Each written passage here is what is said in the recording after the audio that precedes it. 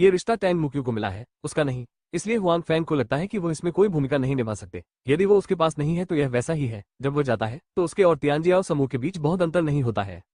इसके अलावा Hwan Fang का अब अपना खुद का व्यवसाय है, उसका व्यवसाय टैंग मिक्स्यू से भी बदतर नहीं होगा। तो हुआन फैंग अपने स्वयं के व्यवसाय में व्यस्त होने के बजाय टैंग मिक्स्यू के साथ एक कंपनी शुरू करने के लिए कैसे तैयार हो सकता है?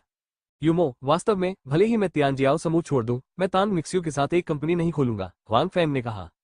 क्यों? सु यूमो का दिल उछल पड़ा। जिस बात की उसे पहले चिंता थी वो वास्तव में घटित हो गई। हुआन फैंग ने तियानजियाओ समूह छोड़ दिया, लेकिन उन्होंने तान मिक्स्यू के साथ एक कंपनी खोलने से इनकार कर दिया। इस मामले में हुआन फैंग को तियानजियाओ समूह में रखना बेहतर होगा। कुछ ऐसा है जो मैंने तुम्हें नहीं बताया। हुआन फैंग ने एक पल के लिए सोचा और कहा, मेरा एक दोस्त है जिसने एक सीवेज ट्रीटमेंट प्लांट खोला है और वो मुझसे पहले भी उसके साथ काम करने के लिए कहता रहा है। मैंने तियानजियाओ समूह नहीं छोड़ा क्योंकि मैं नहीं चाहता था, इसलिए मैंने ऐसा किया। मैं सहमत नहीं हूँ, लेकिन अब कुछ ऐसा है जो मैंने तुम्हें नहीं बताया। हुआन फैंग ने एक पल के लिए सोचा और कहा, मेरा एक दोस्त है जिसने एक सीवेज ट्रीटमेंट प्लांट खोला है और वो मुझसे पहले भी उसके साथ काम करने के लिए कहता रहा है। मैंने तियानजियाओ समूह नहीं छोड़ा क्योंकि मैं नहीं चाहता था, इसलिए मैंने ऐसा किया। मैं सहमत नहीं हूँ, लेकिन अब ऐसा लगता है कि मेरे लिए उनके साथ काम करना एक अच्छा विचार है। हुआन फैंग फिलहाल भंडारण बॉक्स की व्याख्या नहीं कर सकते हैं, इसलिए वो सीवेज उपचार उपकरण की व्याख्या नहीं कर सकते हैं। वो इस मामले को केवल गोलियां तक ही पहुंचा सकता है। आपके दोस्त सु यूमो उत्सुक है क्योंकि उसने इसके बारे में पहले कभी नहीं सुना है। हाँ, आप उससे पहले एक बार मिल चुके हैं। ये लियांगजी है, मेरा कॉलेज रूममेट। जब वो चौराहे पर था तो वह अपनी प्रेमिका के साथ खरीदारी कर रहा था। हम उससे भी मिले थे, हुआन फैंग ने कहा। हुआन फैंग की बातें सुनकर सुयुमो भी प्रभावित हुई। इसके अलावा ऐसा नहीं लग रहा था कि वो झूठ बोल रहा था, जिससे सुयुमो को संकोच हुआ। पहले वो चाहती थी कि हुआन फैंग तांग मिक्स्यू की कंपनी में जाए, लेकिन वो सिर्फ हुआन फैंग को एक मंच देना चाहती थी ताकि उसे नीचे से संघर्ष न करना पड़े और नौकरी ढूंढनी पड़े। लेकिन अब अगर वो सहपाठियों को साथ लेकर एक फैक्ट्री खोल सके तो यह अभी भी अच्छा है। उसका पिछला लक्ष्य भी वही है, इसलिए वो इसका विरोध नहीं करेगी। हालांकि उसने फिर भी कहा, यदि आप उसके साथ काम करते हैं तो क्या आप उसके लिए काम करना चाहते हैं या क्या आप शेयर रखना चाहते हैं? यदि आप उसके लिए काम करते हैं तो आप तियानजियाओ समूह में भी रह सकते हैं।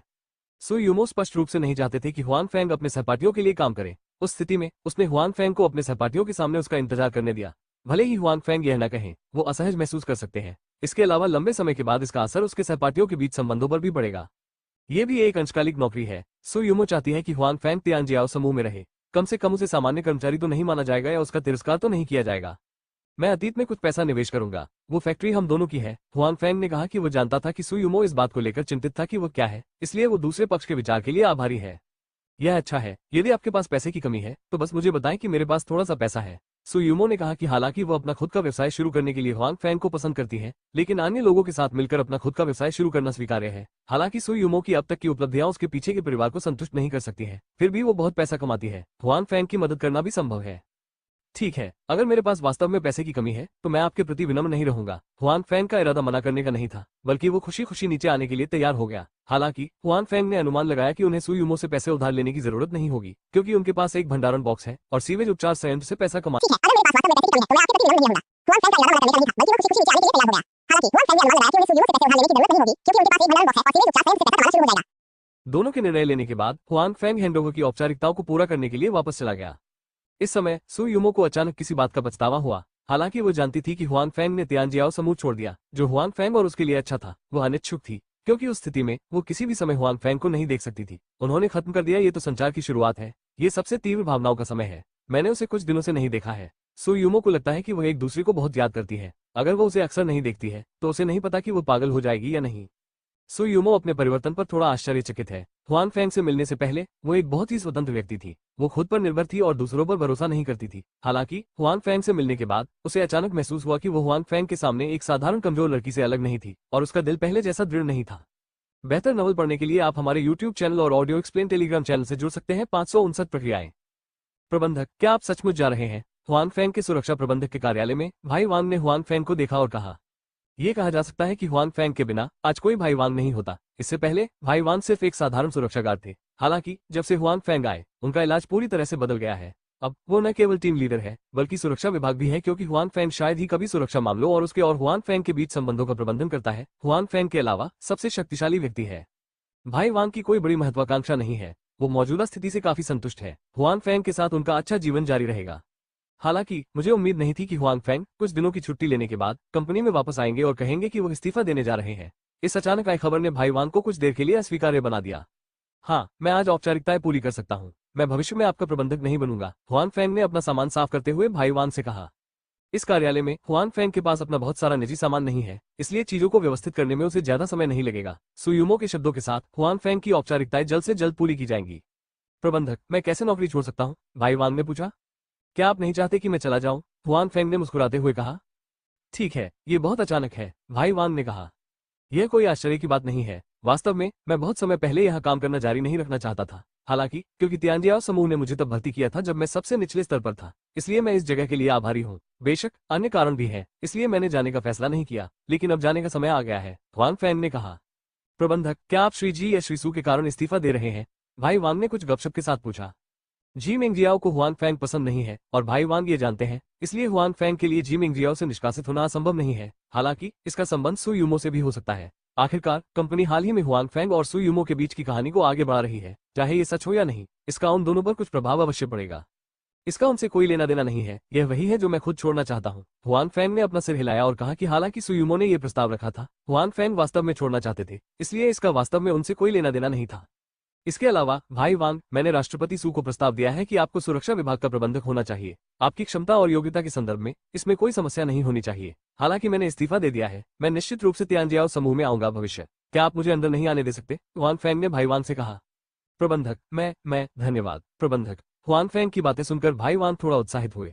उसे उम्मीद नहीं थी कि हुआन फैंग चला जाएगा, लेकिन वो खुद की सिफारिश कर सकता था। इसके अलावा हुआन फैंग और महाप्रबंधक सू के बीच संबंधों के साथ उनके लिए सुरक्षा प्रबंधक बनना अभी भी संभव है, इसलिए वो हुआन फैंग के बहुत आभारी है। इसके अलावा भले ही वो स्वयं प्रबंधक नहीं हो सकता, हुआन फैंग का दिमाग भी नेतृत्व करता है। मुझे धन्यवाद मत दो, मुझे तुम्हें धन्यवाद देना चाहिए। मैं अभी कंपनी में आया हूँ, या तुमने मेरा ख्याल रखा। एक पल में समय समाप्त हो गया है और मैं जाने वाला हूँ। हुआन फैंग ने कुछ भावुकता के साथ कहा कि शुरुआत में वो स्टोरेज बॉक्स के जादू को नहीं जानता था, और यह भाई वांग की मदद के कारण था कि वो थोड़े समय में कंपनी के जीवन को अनुकूलित करने में सक्षम था, इसलिए वो बहुत अच्छा था। भाई वांग का आभारी हूँ। भाई वांग को कुछ समझाने के बाद हुआन फैंग जी मेंगजियाओ के कार्यालय में गए। वैसे भी जी मेंगजियाओ कंपनी के प्रमुख हैं, उसे जाकर उससे बात करनी चाहिए। क्या आपने सचमुच कंपनी छोड़ने का निर्णय लिया है? जी मेंगजियाओ ने अपनी आंखों के सामने हुआन फैंग को देखा। जी मेंगजियाओ को हुआन फैंग के कंपनी से संभावित प्रस्थान के बारे में पहले से पता था। आखिरकार जब वो होटल में रह रही थी तो उसे बहन यूमो द्वारा हुआन फैंग के लिए आयोजित भविष्य के विकास के बारे में पता था। ये सिर्फ इतना है कि यह जानने के बाद कि हुआन फैंग वास्तव में जाने वाला है, जी मिंगजियाओ का दिल अभी भी थोड़ा जटिल है। हालांकि हुआन फैंग आमतौर पर बहुत परेशान करने वाले होते हैं, उन्हें यह स्वीकार करना होगा कि कभी कभी हुआन फैंग अभी भी बहुत विश्वसनीय है। इसके अलावा उनके प्रबंधन में सुरक्षा विभाग भी अच्छा प्रदर्शन करता है। इसके अलावा जब मैं सामान्य समय पर खाली होता हूँ तो मैं हमेशा हुआन फैंग से कुछ शब्द कहना पसंद करता हूँ। उसके बाद हुआन फैंग वहां नहीं है, मुझे किसके पास जाना चाहिए? मैंने सब कुछ पैक कर लिया है। यह मेरा त्यागपत्र है जिसे लिखने में मुझे 1 घंटा लगा। हालांकि उनके इस्तीफे की व्यवस्था सुयुमो द्वारा की गई थी, फिर भी हुआन फैंग ने अपना इस्तीफा पत्र काफी औपचारिक रूप से दिया। हालांकि त्यागपत्र की सामग्री चापलूसी वाली नहीं है। हुआन फैंग के 10 से अधिक शब्दों के त्यागपत्र को पढ़ने के बाद जी मिंगजियाओ को तुरंत लगा कि उसने बहुत अधिक सोचा है। हुआन फैंग जैसे लोगों के लिए बेहतर होगा कि वे पहले ही बिस्तर से उठ जाएं, अन्यथा देर सबेर वो गुस्से से मर जाएंगी। ठीक है, मुझे आपका त्यागपत्र मिल गया है। औपचारिकताओं को पूरा करने के लिए कार्मिक विभाग में जाओ, उसके बाद मेरे रास्ते से हट जाओ। जी मिंगजियाओ ने अपनी पिछली भावुकता को दूर रखा और हुआन फैंग से काफी अधीरता से कहा, मिस्टर जी, ऐसे व्यक्ति के साथ व्यवहार करना आपके लिए बहुत दुखद है जिसने कंपनी में योगदान दिया है और जो छोड़ने वाला है। हुआन फैंग मुस्कुराए और जी मिंगजियाओ से कहा, तुम बहुत ठंडे हो। अगर तुमने बहन यूमो का चेहरा नहीं देखा होता तो मैं तुम्हें बाहर निकालने के लिए सुरक्षा गार्ड को बुला लेता। जी मिंगजियाओ ने अपने चेहरे पर ठंडक लाते हुए कहा, दूसरों को परेशान मत करो, मैं सुरक्षा गार्ड हूँ। हुआन फैंग ने कहा, ठीक है, धन्यवाद, मैं जा रहा हूँ, इसे मत भेजो। Hair you go. जी मिंगजियाओ ने हुआन फैंग की पीठ की ओर देखा और कहा, ये झांग यून ही थे जिन्होंने हुआन फैंग के इस्तीफे की औपचारिकताओं को पूरा किया। इस समय वह आश्चर्यचकित रह गई। जाहिर है उसे हुआन फैंग के अचानक चले जाने की उम्मीद नहीं थी। हाल के दिनों में वो हुआन फैंग और सु यूमो के बीच के रिश्ते को भी जानती थी। दूसरों को कुछ संदेह हो सकता है, लेकिन झांग यून ने सोचा कि यह सामान्य है। किसी को आश्चर्य नहीं हुआ, क्योंकि वो लंबे समय से आश्चर्यचकित थी। हुआन फैंग और सुयुमो के बीच संबंध सामान्य नहीं है, लेकिन उसे उम्मीद नहीं थी कि हुआन फैंग का सुयुमो के साथ सार्वजनिक संबंध होगा और वह अप्रत्याशित रूप से चली गई। हालांकि 2 मालिकों की विशेष स्वीकृति के कारण उसे नहीं पता था कि क्या कहना है। उसने हुआन फैंग के लिए औपचारिकताएं जल्दी से संभाल ली। इसके अलावा इस प्रक्रिया में वो हुआन फैंग के प्रति बहुत विनम्र थी। हालांकि हुआन फैंग ने छोड़ दिया, सुयुमो के साथ संबंध नहीं बदलना चाहिए और सुयुमो उसका बॉस है, इसलिए झांग यू स्वाभाविक रूप से जानता है कि यह कैसे करना है। ओह, अप्रत्याशित रूप से मैंने तियानजियाओ समूह को इस तरह छोड़ दिया। कंपनी की इमारत के बाहर हुआन फैंग उस कंपनी की ओर देखने लगा जिससे वो परिचित था। उसे थोड़ा दुख हुआ, हालांकि वह जाना चाहता था, लेकिन उसे यह इतना अचानक होने की उम्मीद नहीं थी। इसके अलावा जब वो वास्तव में चला गया तो उसने पाया कि वो अभी भी जाने के लिए अनिच्छुक था। बेहतर नॉवल पढ़ने के लिए आप हमारे YouTube चैनल और ऑडियो एक्सप्लेन टेलीग्राम चैनल से जुड़ सकते हैं। 560 पेपर में है। हुआन फैंग के लिए आज का इस्तीफा वास्तव में थोड़ा अचानक है, लेकिन अब शांत हो जाएं और इसके बारे में सोचें। ऐसा लगता है कि हुआन फैंग ने सुयुमो के विचार को समझ लिया है। सुयुमो की पारिवारिक स्थितियां सामान्य नहीं है, हुआन फैंग ने पहले ही अनुमान लगा लिया था। इसके अलावा कंपनी में पहले भी कई लोग हैं। सुयुमो का परिवार राजधानी में एक बड़ा परिवार है। ऐसे परिवार में उसके बच्चों के लिए साथी का चयन निश्चित रूप से बहुत आकस्मिक नहीं है। इसलिए भले ही सु यूमो को हुआंग फैंग की पहचान की परवाह नहीं है, लेकिन उसके पीछे का परिवार निश्चित रूप से एक सुरक्षा गार्ड के रूप में हुआंग फैंग की पहचान से संतुष्ट नहीं होगा। इसलिए सु यूमो ने हुआंग फैंग की पहचान बदलने और उसके परिवार को इसे स्वीकार करने के लिए मजबूर करने के लिए हुआंग फैंग को तियानजियाओ समूह छोड़ने और तान मिक्स्यू के साथ एक व्यवसाय शुरू करने की व्यवस्था की। यह उसके अपने लिए नहीं, बल्कि दो लोगों के संभावित भविष्य के लिए है। इसलिए हुआंग फैंग को नहीं लगता कि सु यूमो ऐसा करने में गलत है। कम से कम वो अकेली नहीं है। इसके अलावा वो दोनों के भविष्य पर विचार कर रही है, जिससे पता चलता है कि वो उनके संचार को लेकर आशावादी है। नतीजतन हुआंग फैंग न केवल बिल्कुल नाराज नहीं है, बल्कि खुश भी है। बेशक हुआंग फैंग को भी दबाव महसूस हुआ। उसने पहले इसके बारे में सोचा था। अब सु यूमो की व्यवस्था देखकर तो जाहिर है कि उनका परिवार असामान्य होगा। इसके अलावा वो जिस वस्तु की तलाश कर रही थी उसकी स्थितियों को वो वास्तव में महत्व देती थी। अपने परिवार की सहमति पाने के लिए हुआंग फैंग को और अधिक मेहनत करने की जरूरत है। हालांकि अगर हुआंग फैंग को पता था कि सु यूमो की उपलब्धियां अब उसके परिवार की नजर में कुछ भी नहीं है, तो उसे नहीं पता होगा कि क्या वो अधिक दबाव महसूस करेगा। जाहिर है हुआंग फैंग को नहीं पता था। तियानजियाओ समूह छोड़ने के बाद वो वापस नहीं गया, बल्कि सीधे शराब की भट्टी में चला गया। शराब की भट्टी में बहुत सारी चीजें थी। आखिरकार यह वो फैक्ट्री थी जिसे उसने अभी खरीदा था, और गो लियांग से कोई मदद नहीं मिली थी, इसलिए करने के लिए और भी बहुत कुछ था। अब चूंकि उसके पास सुरक्षा का काम नहीं है, तो वो स्वाभाविक रूप से वहां अधिक ऊर्जा खर्च कर सकता है। इसके बजाय सीवेज उपचार उपकरण कारखाने में गो लियांग है। हुआंग फैंग बहुत राहत महसूस कर रहे हैं और उन्हें जाने की जरूरत नहीं है। जब हुआंग फैंग ने शराब की भट्टी में अपना सुपर रन चलाया, तो गुलाबी मनोरंजन का एक नया अंक सामने आया। ये तगड़ा मनोरंजन वाला अखबार है। उपरोक्त खबरें अधिकतर मनोरंजन उद्योग के बारे में है। हालांकि प्रसिद्धि बहुत बड़ी नहीं है और बिक्री की मात्रा बहुत अच्छी नहीं है। हालांकि आज की स्थिति स्पष्ट रूप से अलग है, क्योंकि इस अखबार के पहले पन्ने की हेडलाइन वास्तव में ली बिंग्यू की तस्वीर है। हालांकि ली बिंग्यू की तस्वीर जानबूझकर छिपाई गई है। कई लोग इसे पहचान सकते हैं। आखिरकार ली बिंग्यू की प्रसिद्धि बहुत बड़ी है। लेकिन बात यह नहीं है। बात यह है कि फोटो में ली बिंग्यून भेष बदले हुए एक आदमी के साथ बात कर रही है और हंस रही है। उनके बगल में एक स्पोर्ट्स कार खड़ी है, जो लोगों को दिवास्वप्न देखने पर मजबूर कर देती है। और इस मनोरंजन समाचार का शीर्षक भी बहुत आकर्षक है। जेड लेडी की स्टार ली बिंग्यू होटल की दूसरी पीढ़ी के प्रेमी निजी तौर पर अमीर होंगे।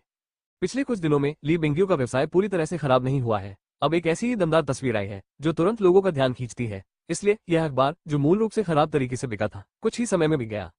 इंटरनेट पर यह तस्वीर पिंक एंटरटेनमेंट की आधिकारिक वेबसाइट पर भी दिखाई देती है, और इंटरनेट पर अधिक जानकारी और तस्वीरें हैं। कई नेटिजन्स ने इसे पाया है। बॉयफ्रेंड, स्पोर्ट्स कार, अमीरों की दूसरी पीढ़ी, होटल और प्रमुख शब्दों की एक श्रृंखला दृढ़ता से जनता का ध्यान आकर्षित कर रही है। पिंक एंटरटेनमेंट की आधिकारिक वेबसाइट की क्लिक थ्रू दर में नाटकीय रूप से वृद्धि हुई है। यहाँ तक कि कई नेटिजन्स ने भी कैटन की स्थिति का पता लगा लिया है। इसमें देखा जा सकता है कि इस वेबसाइट पर कम समय में कितने लोगों ने विजिट किया है। ली बिंग्यू का वास्तव में एक प्रेमी है। मेरी देवी, उसका प्रेमी मैं क्यों नहीं हूँ। देवी ने चुपके से अपने प्रेमी को ढूंढ लिया और पाउडर उतार दिया। उसने इस गंदे आदमी की सकारात्मक तस्वीर क्यों नहीं ली। उसने हमारी देवी को चुपचाप दूर कर दिया। बिंग्यू को आशीर्वाद दे और अपनी खुशी पाए। ली बिंग्यून की खबरों के तहत अफवाहें और टिप्पणियां बढ़ती जा रही हैं। 1 मिनट से भी कम समय में 1000 से अधिक टिप्पणियां हो चुकी हैं, और विकास दर बिल्कुल भी धीमी नहीं हुई है। इन कमेंट्स में कुछ लोग ली बिंग्यू की आलोचना कर रहे हैं। जब उनका कोई बॉयफ्रेंड होता है तब भी वे छिपती हैं। इसके अलावा उन्होंने ये भी घोषणा की कि वे पहले से ही सिंगल हैं, जिससे उन्हें ठगा हुआ महसूस हो रहा है। बेशक ली बिंग्यू को आशीर्वाद देते हुए अधिक लोग इस आदमी की पहचान के बारे में भी उत्सुक हैं। ली बिंग्यू किस प्रकार का व्यक्ति है। वो वास्तव में ली बिंग्यून जैसी खूबसूरत महिला को पकड़ सकता है। आपको पता होना चाहिए कि ली बिंग्यून न केवल खूबसूरत है, बल्कि उन्होंने हाल के वर्षों में गायन, टीवी और फिल्मों में भी खूब पैसा कमाया है। अब किसी ने उसका पीछा किया है। जब तुम उसे पाओगे तो तुम्हें धन और वैभव दोनों मिलेंगे। लोग स्वाभाविक रूप से आपसे ईर्ष्या करते हैं। हालांकि आदमी जिस स्पोर्ट्स कार को चलाता है, उसे देखते हुए यह अनुमान लगाया जाता है कि दूसरा पक्ष भी एक अमीर दूसरी पीढ़ी है, और उसे भी अमीर होना चाहिए। यदि ली बिंग्यून उन पर विश्वास कर सकते हैं, तो पारिवारिक पृष्ठभूमि का अनुमान लगाना आसान नहीं है। चाहे कुछ भी हो, ली बिंग्यू के प्रेमी के बारे में अधिक से अधिक ऑनलाइन अटकलें हैं। उन प्रसिद्ध अमीरों की दूसरी पीढ़ी को बाहर खींच लिया गया है। हालांकि एक के बाद एक तुलना के बाद उन्हें खारिज कर दिया गया है। जाहिर तौर पर उनके चेहरे और तस्वीरें अकेली नहीं है। हालांकि कई लक्ष्यों को बाहर रखा गया है। लोग ली बिंग्यून के प्रेमी की अटकलों में अधिक रुचि रखते हैं, जो सीधे तौर पर गुलाबी मनोरंजन की बढ़ती प्रसिद्धि और अन्य वेबसाइटों और समाचार पत्रों की ईर्ष्या का कारण बनता है। हालांकि ईर्ष्या है। जो रिपोर्ट किया जाना चाहिए वो अभी भी रिपोर्ट किया जाना बाकी है। उन क्लिक थ्रू रेट और एक्सपोजर रेट के लिए अन्य वेबसाइटों ने इस रिपोर्ट को एक के बाद एक दोहराया है, जिससे मामला तेजी से फैलता है। पिछली बार की तुलना में जब ली बिंग्यू ने कहा था कि एक सुरक्षा गार्ड और ली बिंग्यू के बीच के मामले को तेजी से और अधिक विश्वसनीय तरीके से फैलाने की जरूरत है। अब लोग नहीं जानते कि ली बिंग्यू का रहस्यमय प्रेमी कौन है। हालांकि कई लोग इस बात पर आम सहमति पर पहुंचे हैं कि ली बिंग्यून का एक प्रेमी होने की संभावना है। हालांकि हर कोई ऐसा नहीं सोचता। ली बिंग्यू के प्रशंसक इस बात पर जोर देते हैं कि जब तक ली बिंग्यू इसे स्वीकार नहीं करती, तब तक उन्हें विश्वास नहीं होगा कि ली बिंग्यू का कोई प्रेमी है। इसलिए ली बिंग्यू के प्रशंसक, साथ ही जो लोग इस मामले में रुचि रखते हैं, वे इस मामले की अनुवर्ती कार्रवाई और ली बिंग्यू के बयान का इंतजार कर रहे हैं। ये मामला अब इतना तूल पकड़ रहा है, इससे कोई फर्क नहीं पड़ता कि तस्वीर में मौजूद व्यक्ति और ली बिंग्यू के बीच क्या रिश्ता है। ली बिंग्यू निश्चित रूप से एक बयान देने के लिए सामने आएंगे, या तो घोटाले को स्पष्ट करने के लिए या सिर्फ प्यार को स्वीकार करने के बारे में। बेहतर नॉवल पढ़ने के लिए आप हमारे YouTube चैनल और ऑडियो एक्सप्लेन टेलीग्राम चैनल से जुड़ सकते हैं। 561 प्रतिक्रियाएं। बिंग्यू, जब तुम हुआंग फैंग से मिली तो गुप्त रूप से तुम्हारी तस्वीरें खींची गई। ली बिंग्यू अपने आगामी संगीत कार्यक्रम की तैयारी के लिए मोडोर के एक मीटिंग हॉल में गायन का अभ्यास कर रही है। इसी समय उनका सहायक अखबार लेकर दौड़ता हुआ आया और सीधे उनके अभ्यास में बाधा डाल दी।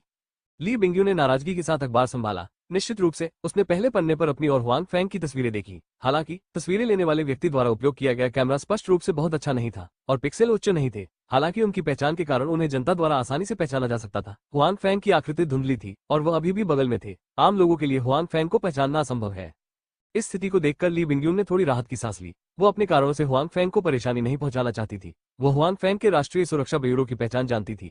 जाहिर है, ये जितना अधिक कम महत्वपूर्ण होगा उतना ही बेहतर सुरक्षित होगा। अगर इस पर हर समय ध्यान दिया गया तो ये हुआंग फैंग के लिए बुरा होगा।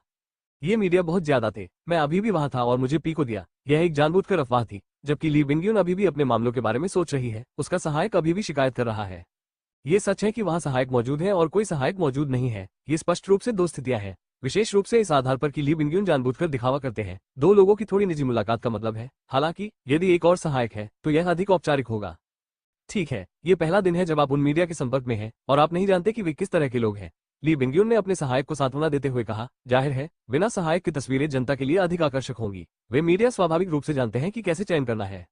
मुझे तो बस यही लगता है कि ये लोग बहुत ज्यादा है। सहायक अभी भी कुछ बुदबुदा रही थी, लेकिन वो ये भी जानती थी कि इन बातों को यहाँ बुदबुदाना बेकार है। इसलिए उसने ली बिंग्यू से कहा, बिंग्यू, मैं तुरंत आपके लिए एक बयान दूंगी। यानी कि फोटो में दिख रहा आदमी यही है पूर्व सुरक्षा गार्ड और आप दोनों के बीच का रिश्ता सामान्य मित्र है। बस इसके लिए कुछ मीडिया चला गया है। अपने सहायक की बातें सुनकर ली बिंग्यून तुरंत सहमत नहीं हुए, लेकिन झिझके। हालांकि इस तरह से उसे कुछ चीजें स्पष्ट करने में मदद मिल सकती है, लेकिन हुआंग फैंग पर प्रभाव वो नहीं है जिसे वो स्वीकार करना चाहेगी। यदि हुआंग फैंग का नाम जनता के सामने उजागर किया जाता है तो इसे स्पोर्ट्स कार पर निर्देशित किया जाएगा। कई लोगों को यकीन नहीं होगा कि हुआंग फैंग सिर्फ एक सुरक्षा गार्ड है। हुआंग फैंग के बारे में निश्चित रूप से बहुत से लोग उत्सुक होंगे। वे मीडिया हुआंग फैंग को ट्रैक करने और उसकी जांच करने के लिए रिपोर्टर भी भेजेंगे, जो जाहिर तौर पर उनके काम और जीवन को प्रभावित करेगा। इससे भी अधिक, भले ही आप इसे स्वयं समझाएं, आम लोग इस पर विश्वास नहीं कर सकते हैं। आखिर हुआंग फैंग की पहचान कहाँ है? एक सुरक्षा गार्ड इतनी अच्छी कार चला सकता है? इसलिए यह एक कृतघ्न बात है और परोक्ष रूप से ली बिंग्यून ये घोषित नहीं करना चाहते हैं कि वो और हुआंग फैंग सिर्फ सामान्य मित्र हैं, भले ही वे अब सामान्य मित्र हों। क्या बात है, बर्फ का बादल? ये देखकर कि ली बिंग्यून ने कोई जवाब नहीं दिया, उसके सहायक ने कुछ संदेह के साथ पूछा, क्या आपको लगता है कि अगर मैंने कहा कि वो व्यक्ति हुआंग फैंग था तो भी मीडिया इस पर विश्वास करेगा? मेरे प्रशंसक ऐसा मानते हैं। वे यह विश्वास करने के लिए अधिक इच्छुक हैं कि यह एक सुरक्षा गार्ड की तुलना में एक अमीर दूसरी पीढ़ी है। कोई सकारात्मक तस्वीर नहीं है वैसे भी, ली बिंग्यून ने कहा। ली बिंग्यून की बातें सहायक को भी स्तब्ध कर देती है। हाँ, अगर वे स्पष्टीकरण भी दे दे तो भी मीडिया छीटाकशी करेगा। इसके अलावा ये स्पष्ट है कि अमीर दूसरी पीढ़ी सुरक्षा गार्ड की तुलना में अधिक आकर्षक और अधिक स्वीकार्य है। वे कहेंगे कि वे झूठ बोल रहे हैं। तो फिर हम कुछ नहीं करते? सहायक थोड़ा अनिच्छुक था। बेशक, मैं एक बयान देना चाहता हूँ। आप बाहरी दुनिया से कह सकते हैं कि वो आदमी मेरा दोस्त है और वो मुझे हवाई अड्डे तक ले गया, ली बिंग्यू ने कहा। लेकिन अपने दिल में उसने सोचा कि वो दोस्तों के बारे में बात कर रहा था, लेकिन उसने यह नहीं कहा कि वो एक साधारण दोस्त या दोस्त था। इतना ही? सहायक से पूछा। हाँ, बस इतना ही। वैसे भी वे इस पर विश्वास नहीं करेंगे। हम इतना क्यों कहते हैं? हमें बस अपना रवैया दिखाने की जरूरत है, ली बिंग्यून ने कहा। सहायक ने इसके बारे में सोचा और सोचा कि ली बिंग्यून ने जो कहा वो उचित था। इस बार चीजें पिछली बार से अलग है। भले ही उनकी व्याख्या स्पष्ट हो, फिर भी बहुत से लोग ऐसे होंगे जो इस पर विश्वास नहीं करते। इसलिए वे तब तक कुछ नहीं कर सकते जब तक कि उनकी दोबारा तस्वीर नहीं खींची जाएगी। काफी समय बाद लोग इसके बारे में भूल जाएंगे। मनोरंजन मंडली ली। हर दिन में इतनी सारी चीजें होती हैं कि लोग हमेशा ली बिंग्यू पर ध्यान केंद्रित नहीं कर सकते, भले ही वो पहली पंक्ति की स्टार हो। ये सब हुआंग फैंग के कारण हुआ था। ली बिंग्यू का सहायक ये सोचकर बाहर चला गया कि अगर हुआंग फैंग की उपस्थिति नहीं होती तो ली बिंग्यू के साथ ऐसा कोई घोटाला नहीं होता। हाल ही में हुआंग फैंग के साथ ली बिंग्यू के घोटाले को ध्यान में रखते हुए इस बार के साथ कुल मिलाकर 2 बार ली बिंग्यू अपने करियर में इतने लंबे समय तक रहे थे कि हुआंग फैंग से मिलने से पहले उनके पास कोई घोटाला नहीं था। अप्रत्याशित रूप से वो लंबे समय तक हुआंग फैंग को नहीं जानता था। खैर, ये 2 बार एक घोटाला हो चुका है। ये स्पष्ट रूप से ध्यान देने योग्य बात है। मूल रूप से ये सहायक ली बिंग्यू के साथ हुआंग फैंग के संपर्क से सावधान था। इसके बाद ली बिंग्यू के साथ हुआंग फैंग के संपर्क से उसका दिल और अधिक घृणित हो गया। हालांकि संबंधित पक्ष ली बिंग्यून स्पष्ट रूप से ऐसा नहीं सोचते हैं। हालांकि इस घोटाले से उसे कुछ परेशानियां होंगी, लेकिन अगर हुआंग फैंग इस घोटाले का निशाना है तो ली बिंग्यून को पता चलता है कि उसके दिल में कोई संघर्ष नहीं है और उसके मन में बिल्कुल भी नफरत नहीं है। उसे बस इस बात की चिंता है कि इससे हुआंग फैंग के लिए मुसीबतें आ जाएंगी। ये सोचते हुए ली बिंग्यून ने फोन उठाया और हुआंग फैंग को बुलाया। इस समय हुआंग फैंग शराब की भट्टी में व्यस्त था और उसके पास इंटरनेट सर्फ करने का समय नहीं था। अभी तक उन्हें इस बारे में कोई जानकारी नहीं है। क्या आपने इंटरनेट पर समाचार पढ़ा है? ली बिंग्यू से पूछा। खबर? कौन सी खबर? हुआंग फैंग ने जवाब में पूछा कि उसके पास वास्तव में कोई खबर देखने का समय नहीं है। शराब की भट्टी में जितना उसने सोचा था उससे कहीं अधिक चीजें थीं। तभी जब तुम मुझे होटल से लेने आए तो छुपकर तुम्हारी फोटो खींच ली गई। जब ली बिंगयू ने हुआंग फैंग की बातें सुनी तो उन्हें पता चला कि उन्हें इसके बारे में बिल्कुल भी पता नहीं था, इसलिए उन्होंने उन्हें इंटरनेट पर रिपोर्टें बताई और पपराजी बहुत परेशान है। हुआंग फैंग ने भौहें चढ़ाई और कहा कि उन्हें उस समय वास्तव में दूसरे पक्ष का अस्तित्व नहीं मिला। ऐसा होना चाहिए कि दूसरा पक्ष बहुत दूर या बहुत अच्छे से छिप जाए। देखा जा सकता है कि इन पपराजी में अभी भी अपनी बात छुपाने की ताकत बची हुई है। बेहतर नवल पढ़ने के लिए आप हमारे YouTube चैनल और ऑडियो एक्सप्लेन टेलीग्राम चैनल से जुड़ सकते हैं। 562 व्याख्या। लेकिन चिंता मत करो, उन्होंने तुम्हें सामने से गोली नहीं मारी है, इसलिए मुझे नहीं पता कि तुम कौन हो, ली बिंगयून ने हुआंग फैंग से कहा।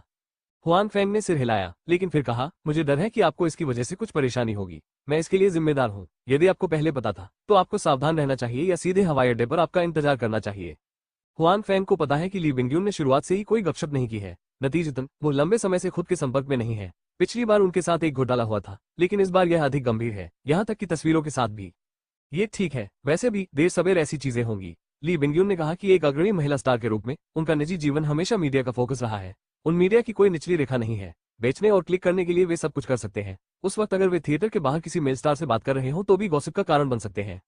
ये केवल कहा जा सकता है कि हुआंग फैंग की उपस्थिति ने इस घटना को समय से पहले घटित कर दिया। ली बिंगयून ने सोचा कि अन्य लोगों की तुलना में हुआंग फैंग के साथ संबंध बनाना बेहतर होगा, तो इस बार वो वास्तव में गुस्सा नहीं हुई। हुआंग फैंग ने यह समझने के लिए सिर हिलाया कि एक स्टार के रूप में वे मीडिया उनकी मदद कर सकते हैं और घोटाले जैसी परेशानी का कारण बन सकते हैं। कुछ सितारे जानबूझकर अपनी गपशप फैलाते हैं और अपना प्रदर्शन बढ़ाते हैं, कुछ ली बिंगयू जैसे पत्रकारों द्वारा गढ़े जाते हैं, जो अपरिहार्य है। ऐसा लगता है कि जब आप अगली बार जियांगजू आएंगे तो मैं आपको हवाई अड्डे पर नहीं ले जाऊंगा, हुआंग फैंग ने ली बिंगयून से फोन पर कहा। ये ठीक है, अगर आप मुझे नहीं उठाएंगे, भोजन का वह हिस्सा मत भूलना, मैं आपकी कला का स्वाद चखने का इंतजार कर रहा हूँ, ली बिंगयून ने कहा। संगीत कार्यक्रम के कारण वो निकट भविष्य में फिर से जियांगजू जा सकती है। उस वक्त उनके बारे में हो रही बदनामी रुकनी नहीं चाहिए।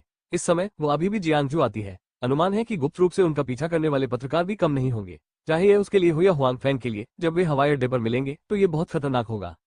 चिंता मत करो, फिर अपनी जीभ अवश्य खाओ, हुआंग फैंग ने आत्मविश्वास से कहा। यही तो आपने कहा, अगर मैं अपने भोजन से संतुष्ट नहीं हूं तो मैं जितना हो सके आप पर हंसूंगा, ली बिंगयून ने कहा। कोई बात नहीं, हुआंग फैंग ने कहा। एक अन्य बातचीत के बाद ली बिंगयून ने हुआंग फैंग को वो बयान बताया जो वह देने जा रहा था। बाद में ली बिंगयून ने फोन रख दिया क्योंकि उन्हें रिहर्सल करनी थी।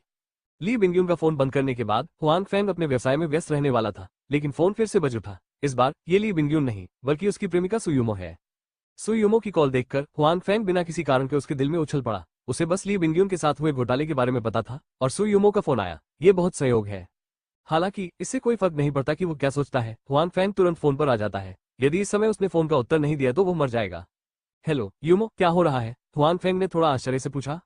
कुछ नहीं, मैं बस शाम को तुम्हारे साथ खाना खाना चाहता हूँ। पिछली बार तुमने मुझसे जो वादा किया था कि मेरे लिए फिर से खाना बनाओगे, क्या तुम भूल नहीं गए? सुयुमो के शब्दों में कोई अंतर नहीं है, जैसे कि उन्हें हुआंग फैंग और ली बिंगयू के बीच हुए घोटाले के बारे में पता ही नहीं था। बेशक मैं नहीं भूलता, अन्यथा मैं रात में तुम्हारे घर जाऊंगा और वहां ये करूंगा। मैं तुम्हें केवल 2 अन्य रूममेट्स को साथ में खाने के लिए दूंगा। मैं उन्हें खुश करने के लिए अच्छे से रिश्वत दूंगा, अन्यथा मैं बाद में तुम्हें ढूंढने वहां जाऊंगा। वे मुझे दरवाजे में प्रवेश नहीं करने देंगे, हुआंग फैंग ने मुस्कुराते हुए कहा। हुआंग फैंग सुयुमो को यह बताने से डरता है कि उसके निवास में एक और खूबसूरत महिला है। यदि वो जानती है कि वह जिनबुकांग जियाओ है तो परिणाम बहुत गंभीर होंगे। हालांकि उसके और बाई जियाओरो के बीच कुछ भी नहीं है। ठीक है, वैसे भी आप जानते हैं कि मैं कहाँ रहता हूँ, काम के बाद सीधे आए। मैं म्यूजू को बाद में फोन करूंगा ताकि उसे आज पहले वापस जाने दिया जा सके। सुयुमो ने कहा कि हालांकि वो हुआंग फैंग के साथ अकेले खाना नहीं खा सकती थी, लेकिन उसे खेद था, लेकिन फिर भी वो हुआंग फैंग के विचार से सहमत थी। वो अपने आसपास के लोगों के साथ भी अच्छे संबंध बनाना चाहती थी, चाहे वो उसके दोस्त हो या उसका परिवार। ठीक, कोई समस्या नहीं, हुआंग फैंग ने कहा। अगर यह ठीक है तो मैं सबसे पहले फोन कर दूंगा, सुयुमो ने कहा।